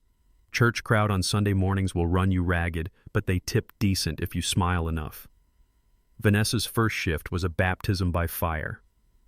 Friday night into Saturday morning. The 11 p.m. to 7 a.m. stretch that felt like it would never end. Her feet screamed, her back spasmed, her hands shook from carrying heavy plates and refilling coffee cups and trying to keep track of 6 tables at once while orders barked at her from the kitchen and customers snapped for attention and the register kept needing change. She made $87 in tips that first night. 8 hours of the hardest physical work she'd ever done. $87 in crumpled bills and scattered quarters. She counted it 3 times in her car as the sun rose over Atlanta, as early morning commuters started filling the roads as the city woke up to Saturday without knowing or caring about her exhaustion. $87. Plus the $213 hourly $17.04 from Waffle House. Total $104.04. For one night. One shift. Her money, her sweat, her aching feet and burning back and exhausted smile. It was the most beautiful $104 she'd ever seen. Week 5, the schedule became brutal. Nordstrom 6 a.m. to 2 p.m. Monday through Friday. Home by 2:30. Sleep from 3 to 10:30. Wake up, shower, eat something quick. Arrive at Waffle House by 10:30 for the 11 p.m. start. Work until 7 a.m. Saturday and Sunday. Home by 7:30. Sleep until noon. Laundry and groceries and survival on Sunday afternoon. Repeat. No social life, no free time, no energy for anything except work and sleep and the basic maintenance of staying alive and employed. Vanessa moved out of her Druid Hills house on May 15th, the eviction deadline. She couldn't afford to fight it, couldn't afford a lawyer, couldn't afford anything except surrender and starting over. She found a studio apartment in East Atlanta for $750 a month, 400 square feet, 1 room plus bathroom, window air conditioning unit that rattled like it had emphysema, shared laundry in a basement that smelled like mildew and broken dreams. But it was hers, her name on the lease, her money for the deposit, her first month's rent paid with earnings from Nordstrom and Waffle House combined. No father's check, no husband's credit card, just her own labor converted into shelter. She moved herself. No movers, no help. Just her Mercedes loaded with what little she'd kept. Most of the furniture had been sold or abandoned. She took the essentials bed, table, chair, lamp, her grandmother's quilt, and 1 photograph. The picture of her with her father at her Spelman graduation, both of them smiling, both of them proud, back when she still knew who she was. That photo went on the wall of her studio, the only decoration, the only reminder of who she used to be and who she needed to become. Mrs. Anderson drove by while Vanessa was unloading boxes, pulled over, rolled down her window. "Vanessa, honey, you doing okay?" Vanessa wanted to lie, wanted to maintain pride, wanted to pretend this wasn't rock bottom. Instead, she told the truth. "No, ma'am, but I'm working on it." Mrs. Anderson nodded. "Your daddy loves you. He's just done enabling you. There's a difference. You'll understand eventually. I hope so. I really hope so." Mrs. Anderson drove away. Vanessa carried another box upstairs, kept moving, kept working, kept surviving. Week 8 Memorial Day weekend. The holiday meant double shifts at both jobs. Nordstrom needed extra coverage for the sale. Waffle House needed extra staff for the holiday crowd. Vanessa volunteered for everything. Saturday, Nordstrom 6 a.m. to 4 p.m., 10-hour shift instead of 8. 15-minute break for lunch. Bathroom breaks when possible. Feet throbbing by noon. Back screaming by 3. But commission on holiday sales meant an extra $120. She smiled through the pain. Saturday night into Sunday morning, Waffle House 11 p.m. to 7 a.m. Slammed from start to finish, every table full. Orders backing up, kitchen overwhelmed, Crystal and Vanessa and 2 other servers running constantly refilling coffee clearing plates trying to keep pace with demand. At 2 a.m., a bachelor party stumbled in 12 drunk men, loud and obnoxious and demanding. They stayed until 4:30, ordering rounds of waffles and hash browns, scattered, smothered, covered, chunked, making mess after mess, leaving garbage on the floor. Vanessa expected nothing. Drunk men rarely tipped well. She cleared their disaster of a table with resignation. Then she saw the cash. They'd left $340. A stack of 20s and 10s weighted down by a coffee mug, more than she'd ever made in tips in a single night. She stood there staring, unable to process. Crystal came over. "Girl, you crying over a good tip. Take it and say thank you to Jesus. I've never made this much in one night." $340. Crystal hugged her quickly. "That's because you worked your ass off and earned it. Now count it, claim it, and keep moving. We got more tables coming." Vanessa counted it 3 times. $340 from one table, plus another 90 from other tables throughout the night. 430 total in tips, plus 17 from hourly wages. $447 for 8 hours of work. She finished her shift at 7 a.m., drove to her studio apartment, parked in her assigned space, and sat in her car counting the money again as the Sunday morning sun rose over East Atlanta. $447. One night. Her work. Her smile. Her aching feet and burning back and exhausted gratitude. She cried in her car, counting and recounting the bills, finally understanding what money actually meant. Not status, not security from someone else. Just the direct exchange of labor for survival. Honest, simple, hers. That's when her phone rang. Unknown number. She almost didn't answer. Then thought maybe it was about a job application, maybe more hours somewhere, maybe something important. She answered. "Is this Vanessa Morrison?" "Yes." "Who's calling?" "This is Ronald Baker. I'm a regular at the Waffle House on Ponce. I was there last night. Saw you working." Vanessa's stomach dropped. "Complaint. Fired. Something wrong. I'm sorry if I made a mistake. I'm still learning." "No mistake," Ronald said gently. "I'm calling because I recognized you. You're Lawrence Jackson's daughter, aren't you?" "Yes, sir. I thought so. Your father gave my son his first job 20 years ago. Dealership mechanic position when nobody else would hire a 19-year-old black kid with a GED. My son worked for Mr. Jackson for 15 years, bought a house, raised 3 kids, all because your father believed in him." Vanessa didn't know what to say. Didn't know her father had done that, had never asked about the people who worked for him, the lives he'd impacted, the difference he'd made beyond writing checks for her wants.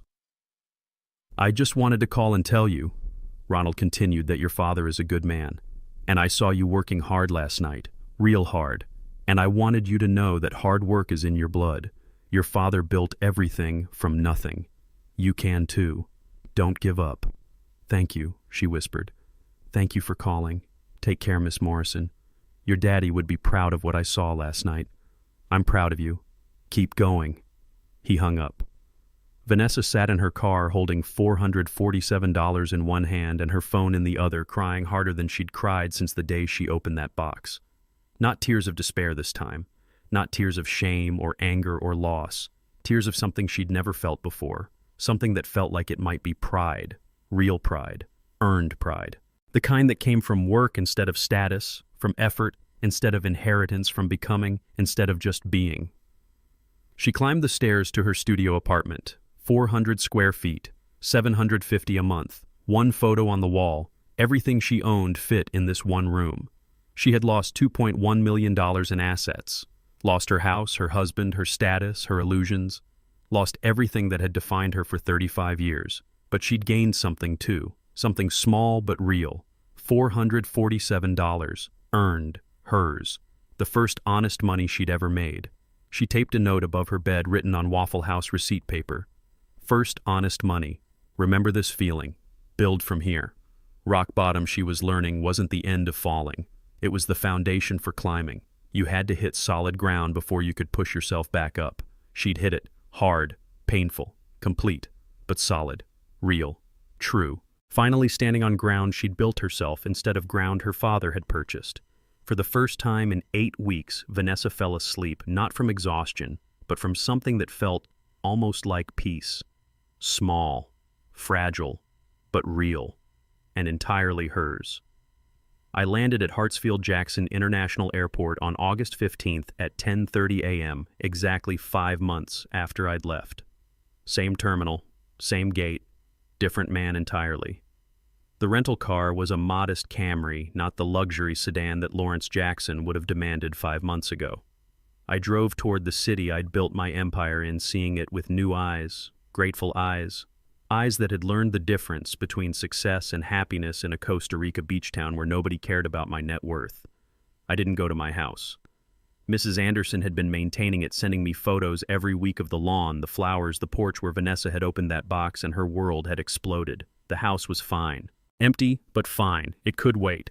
I didn't go to my dealerships. Jake had been sending detailed reports. Sales were up. Employee satisfaction was up. Turns out businesses run better when the founder stops micromanaging and starts trusting. The empire I'd built didn't need me anymore. It had grown beyond me. That was good. That was healthy. That was what I'd built it for, even if I hadn't known it at the time.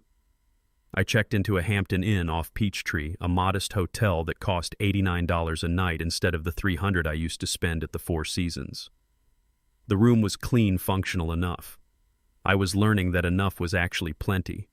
Patricia had flown back 2 weeks earlier, settling into her condo next to my villa, establishing the parallel life we'd both created. She'd called yesterday with an update. She's still working both jobs. Nordstrom days, Waffle House weekends. Living in that studio.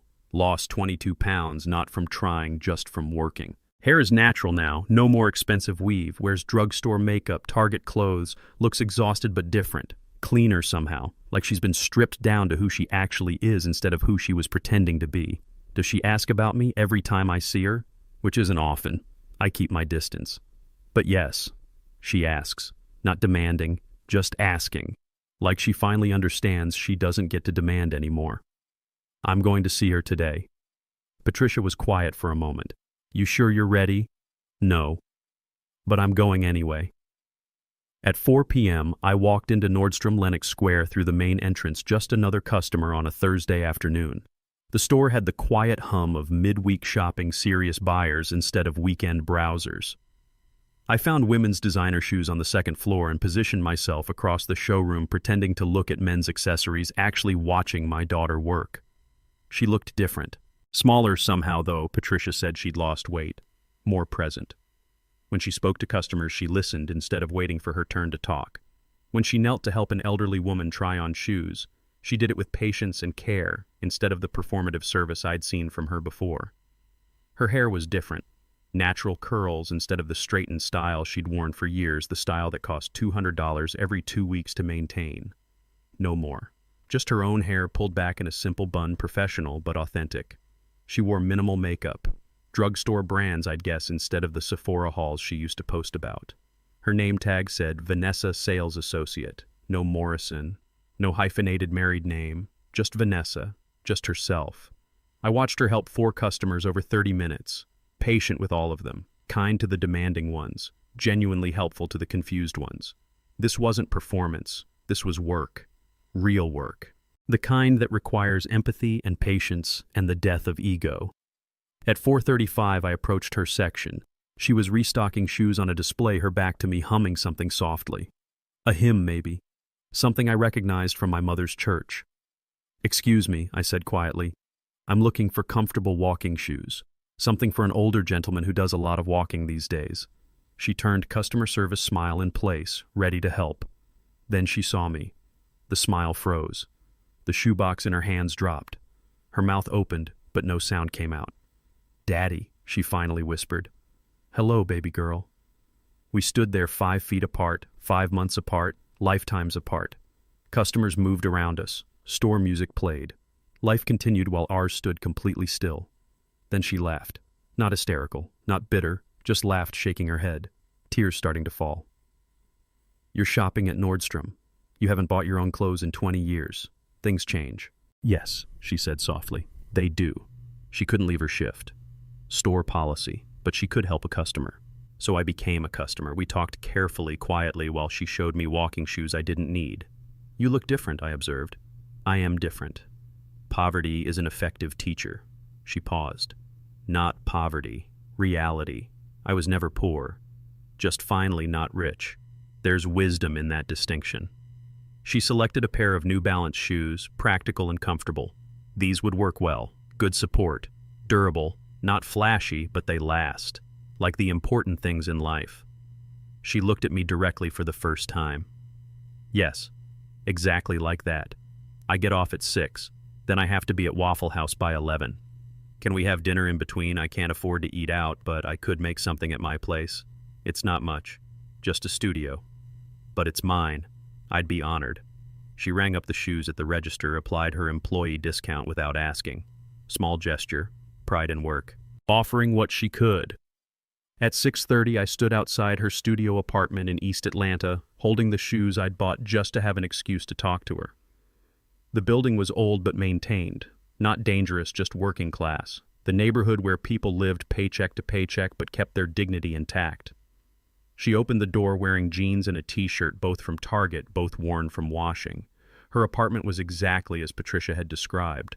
400 square feet, 1 room, 1 bathroom, everything visible at once. But it was immaculate, clean, organized. 1 photo on the wall us at her Spelman graduation. 1 bookshelf, financial literacy books from the library. 1 small table, 2 chairs mismatched. It's not much, she started. It's yours, I interrupted. That makes it everything. She had groceries laid out on the tiny counter. Pasta, jar sauce, bagged salad, garlic bread, simple food, affordable food. Food she'd bought with money she'd earned. I don't cook fancy anymore. Can't afford it. But this is good. This is what I know how to make now. Can I help? We cooked together in her tiny kitchen, bumping into each other in the small space, falling into a rhythm we hadn't had in years. She boiled water. I heated sauce. She assembled salad. I buttered bread. Simple tasks. Simple food. Simply being together without money, mediating every interaction. We ate at her small table, plastic plates because she couldn't afford real dishes, yet mismatched forks from the thrift store. The pasta was slightly overcooked. The sauce was from a jar. The bread was store brand. It was the best meal I'd had in months. I hated you, she said, suddenly setting down her fork. Really hated you. Wanted you dead. Wanted you to suffer. Wanted everything bad to happen to you. I know. I mean, really hated you. The kind of hate that keeps you awake at night planning revenge that will never happen. I know, baby girl. I know. How could you leave me with nothing? Her voice broke. How could you just disappear and leave me to drown? How could I leave you with everything? I set down my fork, met her eyes. It was killing you. Killing both of us. You were 35 years old and you'd never worked for anything. Never earned anything. Never understood the value of $1 because dollars just appeared whenever you wanted them. I thought you didn't love me anymore. I loved you enough to let you fall. That's a different kind of love. Harder. More painful. But more real. She cried quietly, not hiding it, not performing it. Just crying. Real tears, real grief, real understanding finally breaking through years of entitlement and delusion. Blake is gone. She wiped her eyes with a paper napkin. Living in Mexico somewhere. I don't care. He was using me to use you. I was letting him because it was easier than admitting I was using you too. What are you doing now besides working? Learning. She gestured to the library books. Financial literacy, budgeting, saving, all the things I should have learned 20 years ago. All the things I was too privileged to bother learning. How much do you make now? $16 an hour at Nordstrom. $213 plus tips at Waffle House. Average maybe $35,000 a year if I work every hour they'll give me. It's the most money I've ever actually earned. You're proud of that? It wasn't a question, but she answered anyway. So proud. Stupidly, embarrassingly proud. I made $340 in tips one night and I cried in my car because it was mine. I earned it. Nobody gave it to me. That's not stupid. That's growth.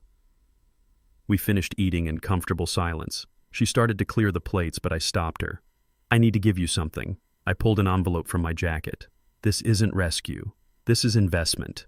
She took it carefully, suspiciously, like it might explode. Inside was a check for $5,000 and a business contract. What is this job offer? Business proposal. You work for me. Not at the dealerships. New project. Teaching financial literacy to young adults in Atlanta. People who need to learn what you're learning. People who might listen to someone who lost everything and rebuilt. I'm not qualified. You're uniquely qualified. You've been both sides. Rich without understanding. Working with awakening. You know the cost of not knowing. That makes you the perfect teacher. This is charity. This is business. Read the contract. Fair salary. $52,000 a year.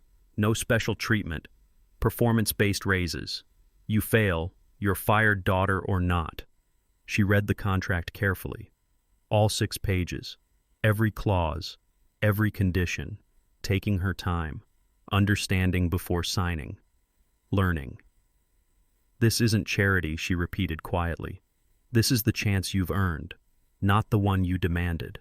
The one you built through 5 months of waking up at 5 a.m. and working until exhaustion and never giving up even when you hated me. What if I fail? Then you'll have failed at something you tried. That's more than you'd done in 35 years of succeeding at nothing. She looked at the contract, at the check, at me, at her tiny apartment, at the life she'd built from ruins. Can I think about it? Read it 3 times. That's another lesson. Never sign anything you haven't read carefully 3 times. She smiled. Learning from experience. Expensive experience. But yes. At 10:15, she had to leave for Waffle House. She changed into her work clothes, simple black pants, and the company shirt, her name tag that said Vanessa Server. She hugged me at her door. Not the calculated embraces from before, not the performance hugs designed to manipulate. Just a hug. Daughter to father, person to person, grateful to grateful. Thank you for coming back, she whispered. Thank you for still being here. I'll call you tomorrow. After I read this 3 times, I'll be waiting. She walked to her car, the Mercedes I'd bought her 3 years ago, the only material thing from her old life that still remained. She drove away toward Waffle House, toward another 8-hour shift, toward the life she was building hour by hour, dollar by dollar, choice by choice.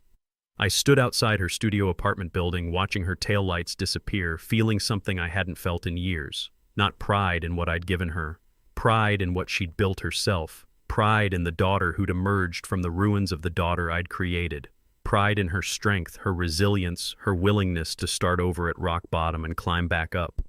The hug at her door had been different.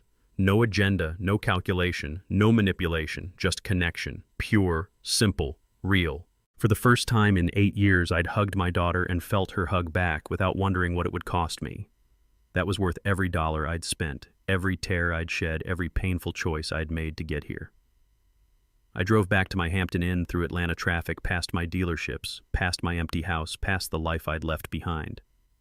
Tomorrow, Vanessa would call with her decision. Tonight, I had my daughter back. Not the one I'd created with my checkbook, the one she'd created with her own 2 hands. That daughter was worth keeping.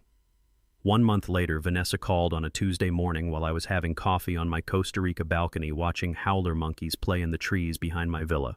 I read the contract 3 times, like you said. Then I had a lawyer read it.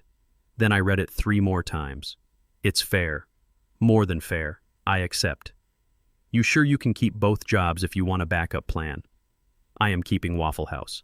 Just weekends, for 6 months. Until I'm sure this is real and I can actually do it. Smart. When can you start next Monday? I gave Nordstrom 2 weeks' notice.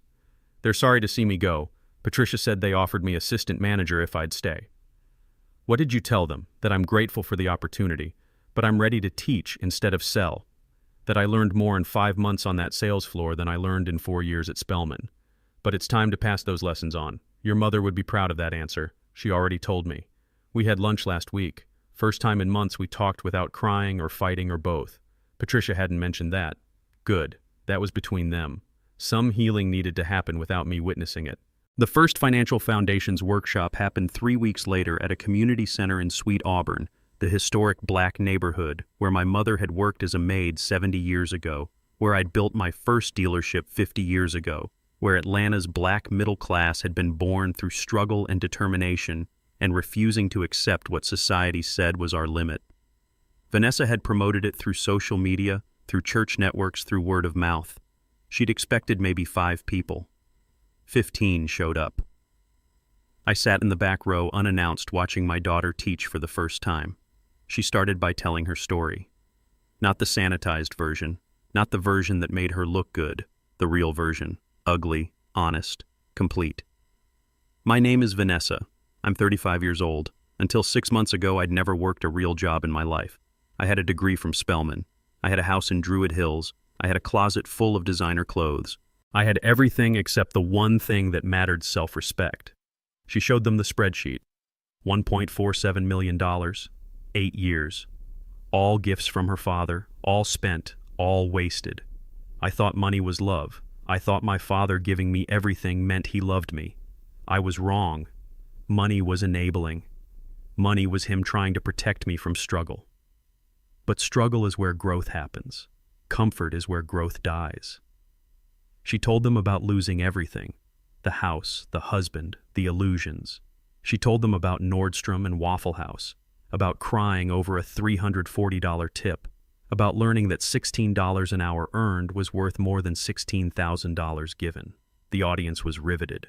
12 women, 3 men, ages from 19 to 60, all struggling in different ways, all needing to hear that someone who'd had everything and lost everything had survived and was standing in front of them teaching.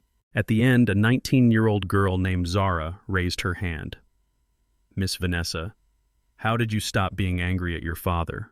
Vanessa took a long breath. "I haven't completely. Some days I'm still angry. But I'm learning that anger and gratitude can exist together. I'm angry that he let me become helpless. But I'm grateful that he loved me enough to stop enabling me before I destroyed myself completely." After the workshop, Zara approached Vanessa privately. "I saw you at that party, the one where the video happened. I was working catering. I saw everything." Vanessa froze. "What did you see?" "I saw your family treat you like you didn't matter. I saw them laugh when you were struggling. I saw you realize they were counting your money before you were dead. And I saw you survive it. That's why I came today. Because if you could survive that, maybe I can survive my stuff too." Vanessa hugged her, crying. "Thank you for having the courage to tell me that." I left before Vanessa saw me. This was her moment, her triumph, her beginning. 6 months later, the program had expanded to 4 HBCUs: Clark Atlanta University, Spelman College, Morehouse College, and Georgia State University. Vanessa was speaking to packed auditoriums, 200 students at a time, telling her story with the confidence of someone who'd earned the right to tell it. I attended one at Spelman, sitting in the back again, watching my daughter command a stage in the same auditorium where I'd watched her graduate 13 years ago. A student raised her hand during Q&A. "You're Lawrence Jackson's daughter, right? Like the Lawrence Jackson from Jackson Automotive." Vanessa didn't flinch. "I am. And for 35 years that was my identity. His daughter, his responsibility, his burden. It took losing everything for me to understand that being his daughter was a privilege I'd turned into an entitlement. Now I'm building my own identity. I'm Vanessa. I teach financial literacy. I work at Waffle House on weekends because it keeps me grounded. I'm his daughter, but that's not all I am anymore." The auditorium erupted in applause. After her speech, a professor approached her. "We'd like to offer you an adjunct position. Teach 1 class per semester. Personal finance for the real world. Interested?" Vanessa looked at me in the back row. I nodded. She smiled, very interested. "But I keep Waffle House. It reminds me where I came from, where I rebuilt from." 1 year after opening that box, Atlanta Magazine ran a cover story, "Heiress to Humility: How Vanessa Jackson Lost Everything and Found Herself." The photo showed her in her Waffle House uniform, standing in front of a chalkboard covered with financial literacy terms, smiling genuinely. Not the performance smile from before. A real smile. Earned. True. The article was honest and brutal. It detailed her fall, her failures, her father's escape, her husband's abandonment. But it also detailed her rise. The 2 jobs, the studio apartment, the workshops, the students whose lives she was changing by being honest about how she'd nearly destroyed her own. The comments section was split. Half thought she was brave. Half thought she was getting publicity for being a failure. Vanessa read all of them and felt nothing but gratitude that people cared enough to have opinions. 15 months after I left, Vanessa received a letter from Bank of America. The bond I'd placed in storage for her had matured. $50,000, available for withdrawal, no restrictions, no conditions, just a test. She called me from her studio apartment. The bond matured. I know. What are you going to do with it?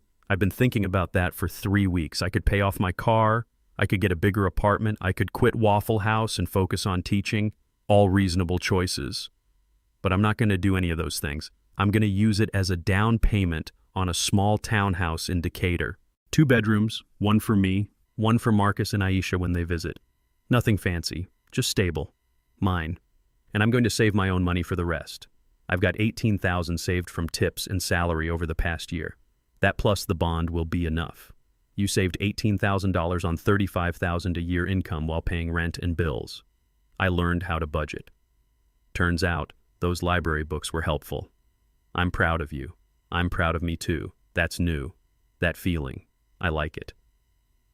The townhouse in Decatur was modest but perfect. Built in 1985. Needed some work. Nothing structural. Just cosmetic.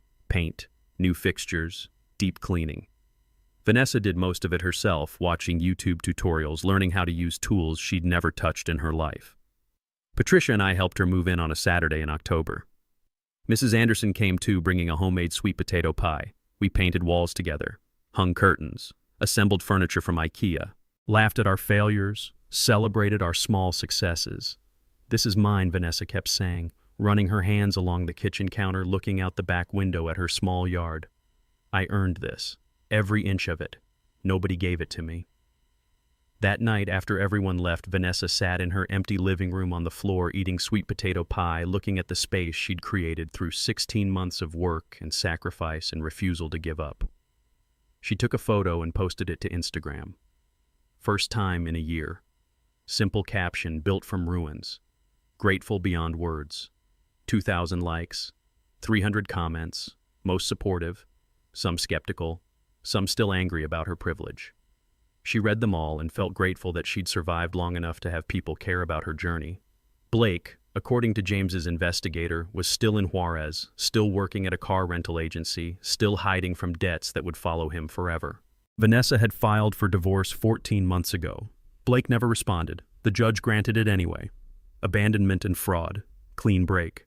No assets to divide because there were no assets to divide. Vanessa kept her maiden name. Jackson. The name her father had built. The name she was learning to honor through action instead of assumption. Thanksgiving 2025 arrived cold and clear. Vanessa had called 6 weeks earlier with an invitation. "I'm hosting Thanksgiving at my townhouse. You, Mama, Marcus, and Aisha. Nobody else. Just family. Real family. Not the family that uses each other. The family that loves each other. Can you come? I wouldn't miss it." Patricia flew in from Charleston. I drove from the Hampton Inn, where I'd been staying during increasingly frequent Atlanta visits. Marcus and Aisha arrived with David, who'd separated from Blake's sister Ashley 3 months after the box incident, finally understanding what he'd become by staying silent while his daughter suffered. David and I were still rebuilding, still careful, still learning to talk without resentment poisoning every word, but we were trying. That was new. That mattered. Vanessa's townhouse smelled like home when we arrived at 2 in the afternoon. Sweet potato pie baking, collard greens simmering, cornbread cooling on the counter. Soul food, traditional food, food that connected us to ancestors who'd survived worse than family drama and financial ruin. The dining table was small, barely big enough for 6 people, nothing like the expansive table in her old Druid Hills house. But this table was hers, bought with her money, earned through her labor. Dinner was simple but abundant. Turkey from Kroger, not Whole Foods. Stuffing from a box, not homemade. Green bean casserole from a recipe she'd found online. Nothing fancy, everything perfect. We sat squeezed together, knees touching passing dishes around the small table, laughing when we spilled, helping each other, being family in a way we'd never managed when we had more space and more money and more of everything except what actually mattered. Before we ate, Vanessa raised her glass of sparkling cider. To family, the kind that doesn't give up on you even when you give up on yourself. Patricia raised hers next. To lessons learned the hard way, and to the strength to learn them.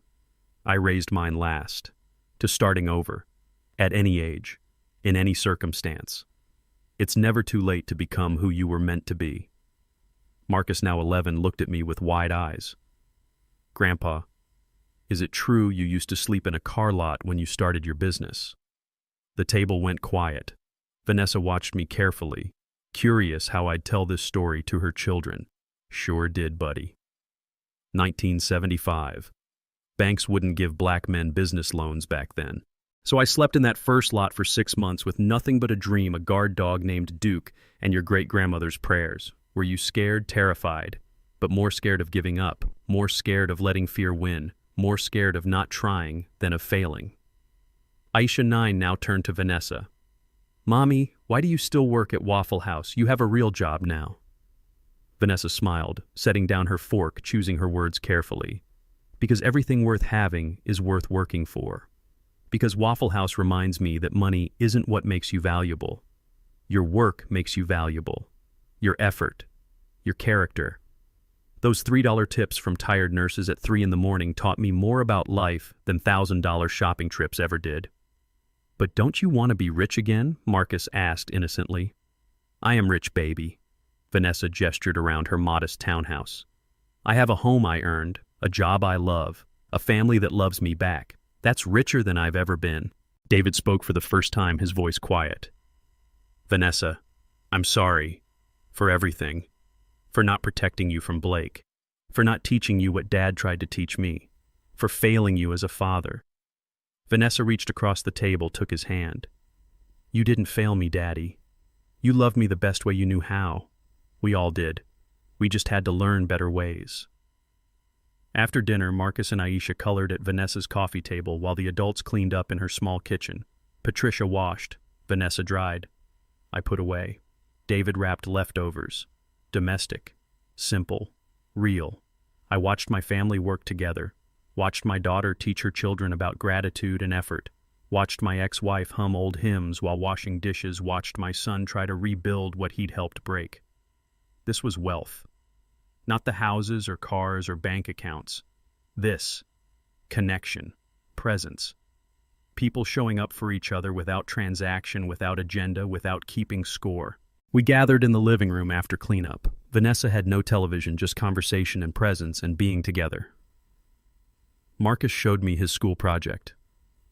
Aisha read from a book about Harriet Tubman. Patricia told stories about my mother, about growing up in rural Georgia, about the grandmother these children had never met, but whose strength lived in their blood.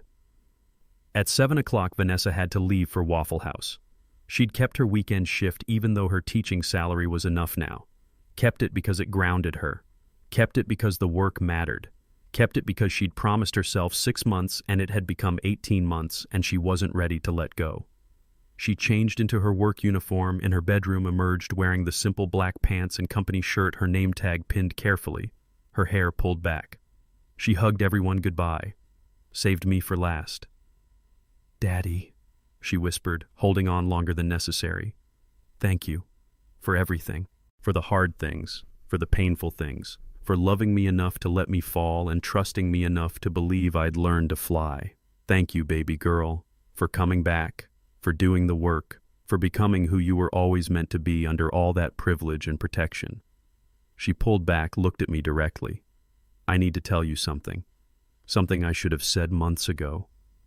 What's that? Thank you for leaving. Thank you for disappearing. Thank you for that box.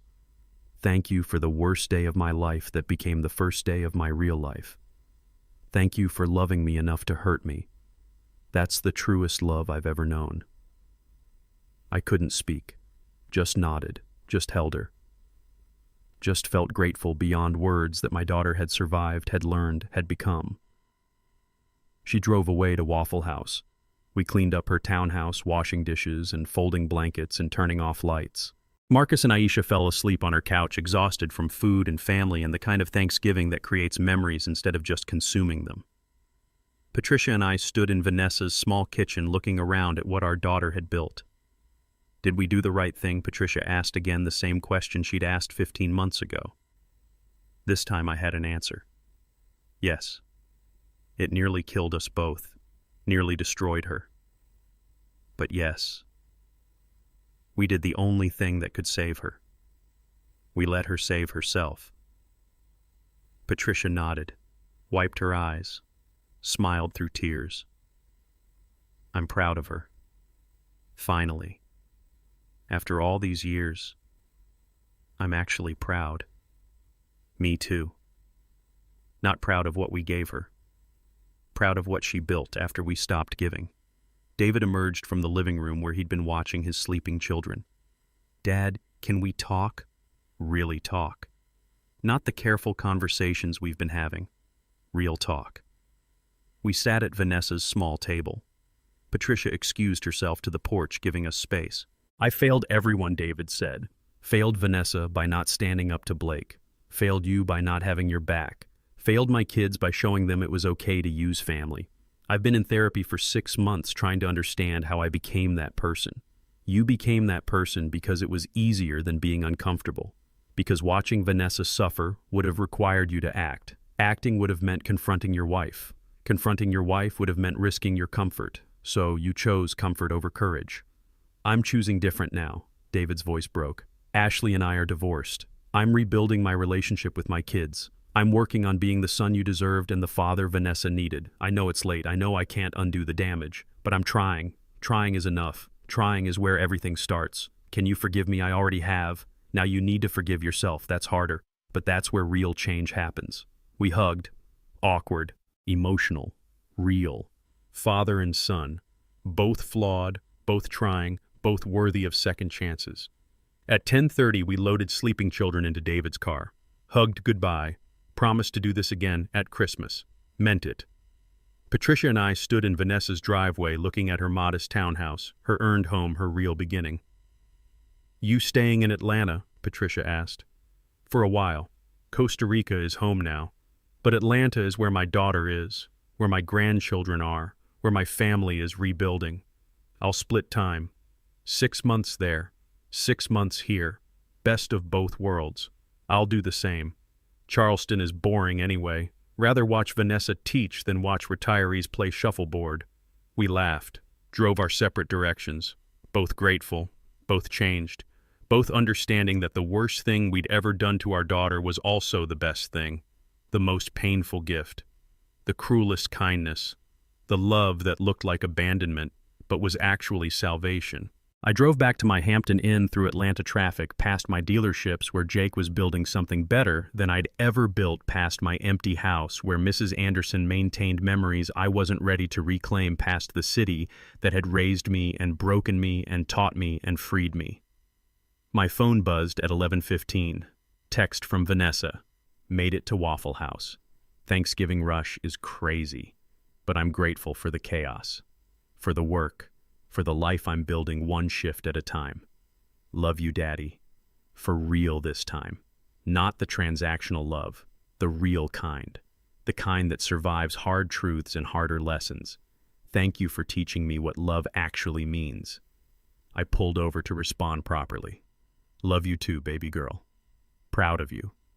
Not for what you lost, for what you built from the ruins, for who you became when nobody was there to save you except yourself. That's the daughter I always knew was there. Glad she finally emerged. I sat in my car in a random parking lot crying like I hadn't cried in months, not from sadness, from relief, from gratitude, from the overwhelming knowledge that my daughter had survived, had learned, had become, had finally grown into the woman she was always capable of being underneath the layers of privilege and protection and enabling I'd wrapped around her like chains.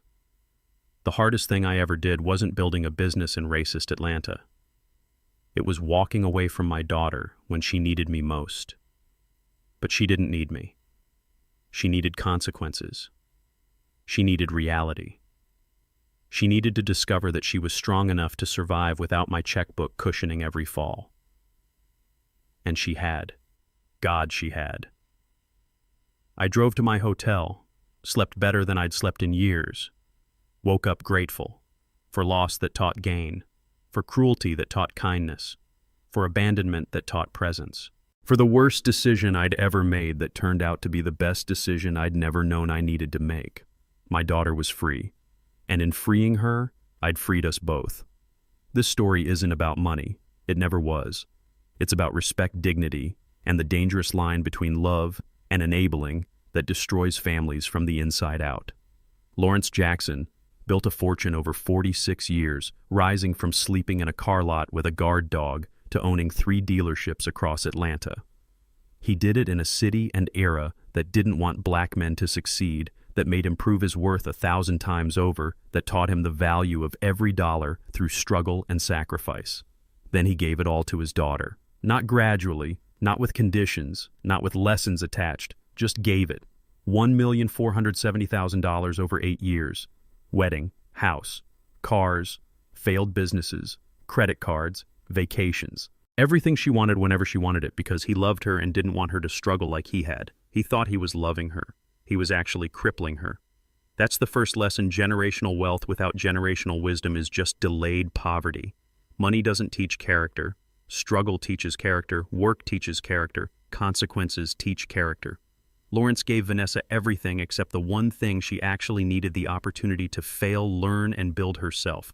He wanted to spare her the pain of his journey. Instead, he robbed her of the strength his journey had given him. He gave her the destination without the map, the trophy without the competition, the degree without the education. At 35 years old, Vanessa had never worked for anything, had never earned anything, had never understood that money represents time and effort and sacrifice, not just numbers in an account that magically replenished whenever she needed more. That's the second lesson. Enabling is not love. It's fear dressed up as generosity. Lawrence enabled Vanessa because he was afraid she'd struggle, afraid she'd suffer, afraid she'd blame him for not helping, afraid of being a bad father if he said no. But love isn't always comfortable. Sometimes love is letting someone fall, letting them fail, letting them face consequences without rushing in with a checkbook to soften the landing. That's terrifying. That requires faith that they'll survive, learn, and grow stronger.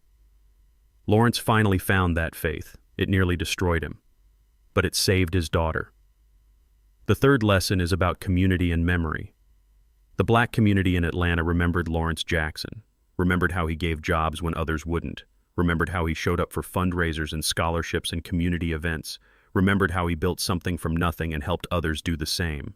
They also saw what Vanessa became, saw her marry into white privilege and forget her roots, saw her spend without gratitude, saw her treat her father like an ATM instead of a man who'd sacrificed everything so she could have choices he never had. Mrs. Anderson and the church ladies and Ronald Baker at Waffle House didn't celebrate Vanessa's fall, but they recognized it as necessary.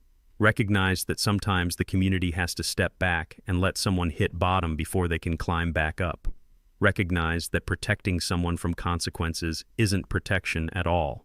Community remembers, not just success, but character.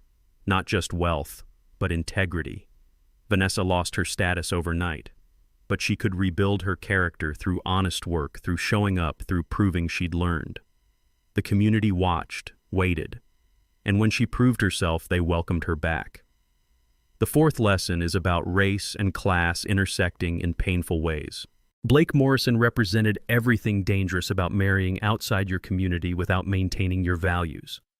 Not because he was white, because he was entitled, because he saw Lawrence's success as something to exploit rather than respect, because he convinced Vanessa that her father's money was her birthright rather than his achievement. Blake's family had old money that was gone. Lawrence had new money that was earned. Blake wanted the appearance of wealth without the work. Lawrence had built wealth through work and wanted to spare his daughter that work. They were opposites who created the same disaster: a woman who understood neither earning nor appreciating, only spending and expecting. When everything fell apart, Blake ran to Mexico. Lawrence built a new life in Costa Rica. Both left. But Lawrence left to teach. Blake left to hide. Intention matters. Consequences matter. Character matters. The fifth lesson is that it's never too late. Lawrence was 76 when he finally said no. 76 when he boarded that plane. 76 when he chose himself over enabling. 76 when he started over. Vanessa was 35 when she lost everything. 35 when she got her first real job. 35 when she learned what money actually means. 35 when she started building a life instead of just spending one. Age is an excuse, not a barrier. Change is always possible. Growth is always available. but only if you're willing to endure the pain of transformation. Only if you're willing to admit you were wrong and do the hard work of becoming right. Lawrence and Vanessa both started over. Both rebuilt. Both discovered that the second version of yourself, the one built after everything falls apart, is often stronger and truer than the first version, the one built on comfort and assumption and unearned privilege. The final lesson is the simplest and hardest. The fortune you leave behind matters less than the person you leave behind. Lawrence could have left Vanessa millions, could have died knowing she'd never work, never struggle, never grow. She'd have been financially comfortable and spiritually bankrupt, rich and empty, secure and lost. Instead, he left her nothing except the opportunity to build everything herself. Left her broke, abandoned, and forced to discover who she actually was underneath the designer clothes and daddy's credit card. That gift, painful as it was, saved her life. Not her physical life, her real life, the one where she matters because of what she does, not what she has, where she's valuable because of her character, not her bank account, where she earns respect through action instead of assuming it through inheritance. If you're reading this and you're a parent, ask yourself, am I building a person or maintaining a dependent? Am I teaching strength or subsidizing weakness? Am I loving my child or enabling their dysfunction? If you're reading this and you're an adult child living on your parents' money, ask yourself, am I grateful or entitled? Am I building something or just spending something someone else built? What happens when they're gone and the money stops? Money is temporary. Character is permanent. Respect is earned. Dignity is chosen. Growth requires pain. Change requires courage. Love sometimes requires letting go completely so someone can finally stand on their own. Lawrence Jackson left his daughter broke, but he left her strong. Left her capable, left her proud of herself for the first time in 35 years. That's a legacy worth more than any fortune. That's love that lasts beyond bank accounts. That's the lesson Vanessa learned at rock bottom and carried with her as she climbed back up. Not what you give someone, but what you teach them to give themselves. Not the fortune you leave, but the person you leave. Not the comfort you provide, but the strength you require them to develop. That's the price of respect, and it's worth paying. Always. If this story moved, you hit that like button and subscribe to the channel. Share it with someone who needs to hear that it's never too late to start over. Drop a comment below. Have you ever had to make a hard choice to help someone you love? What did rock bottom teach you? Thank you for listening. Remember, the fortune you leave matters less than the person you leave behind.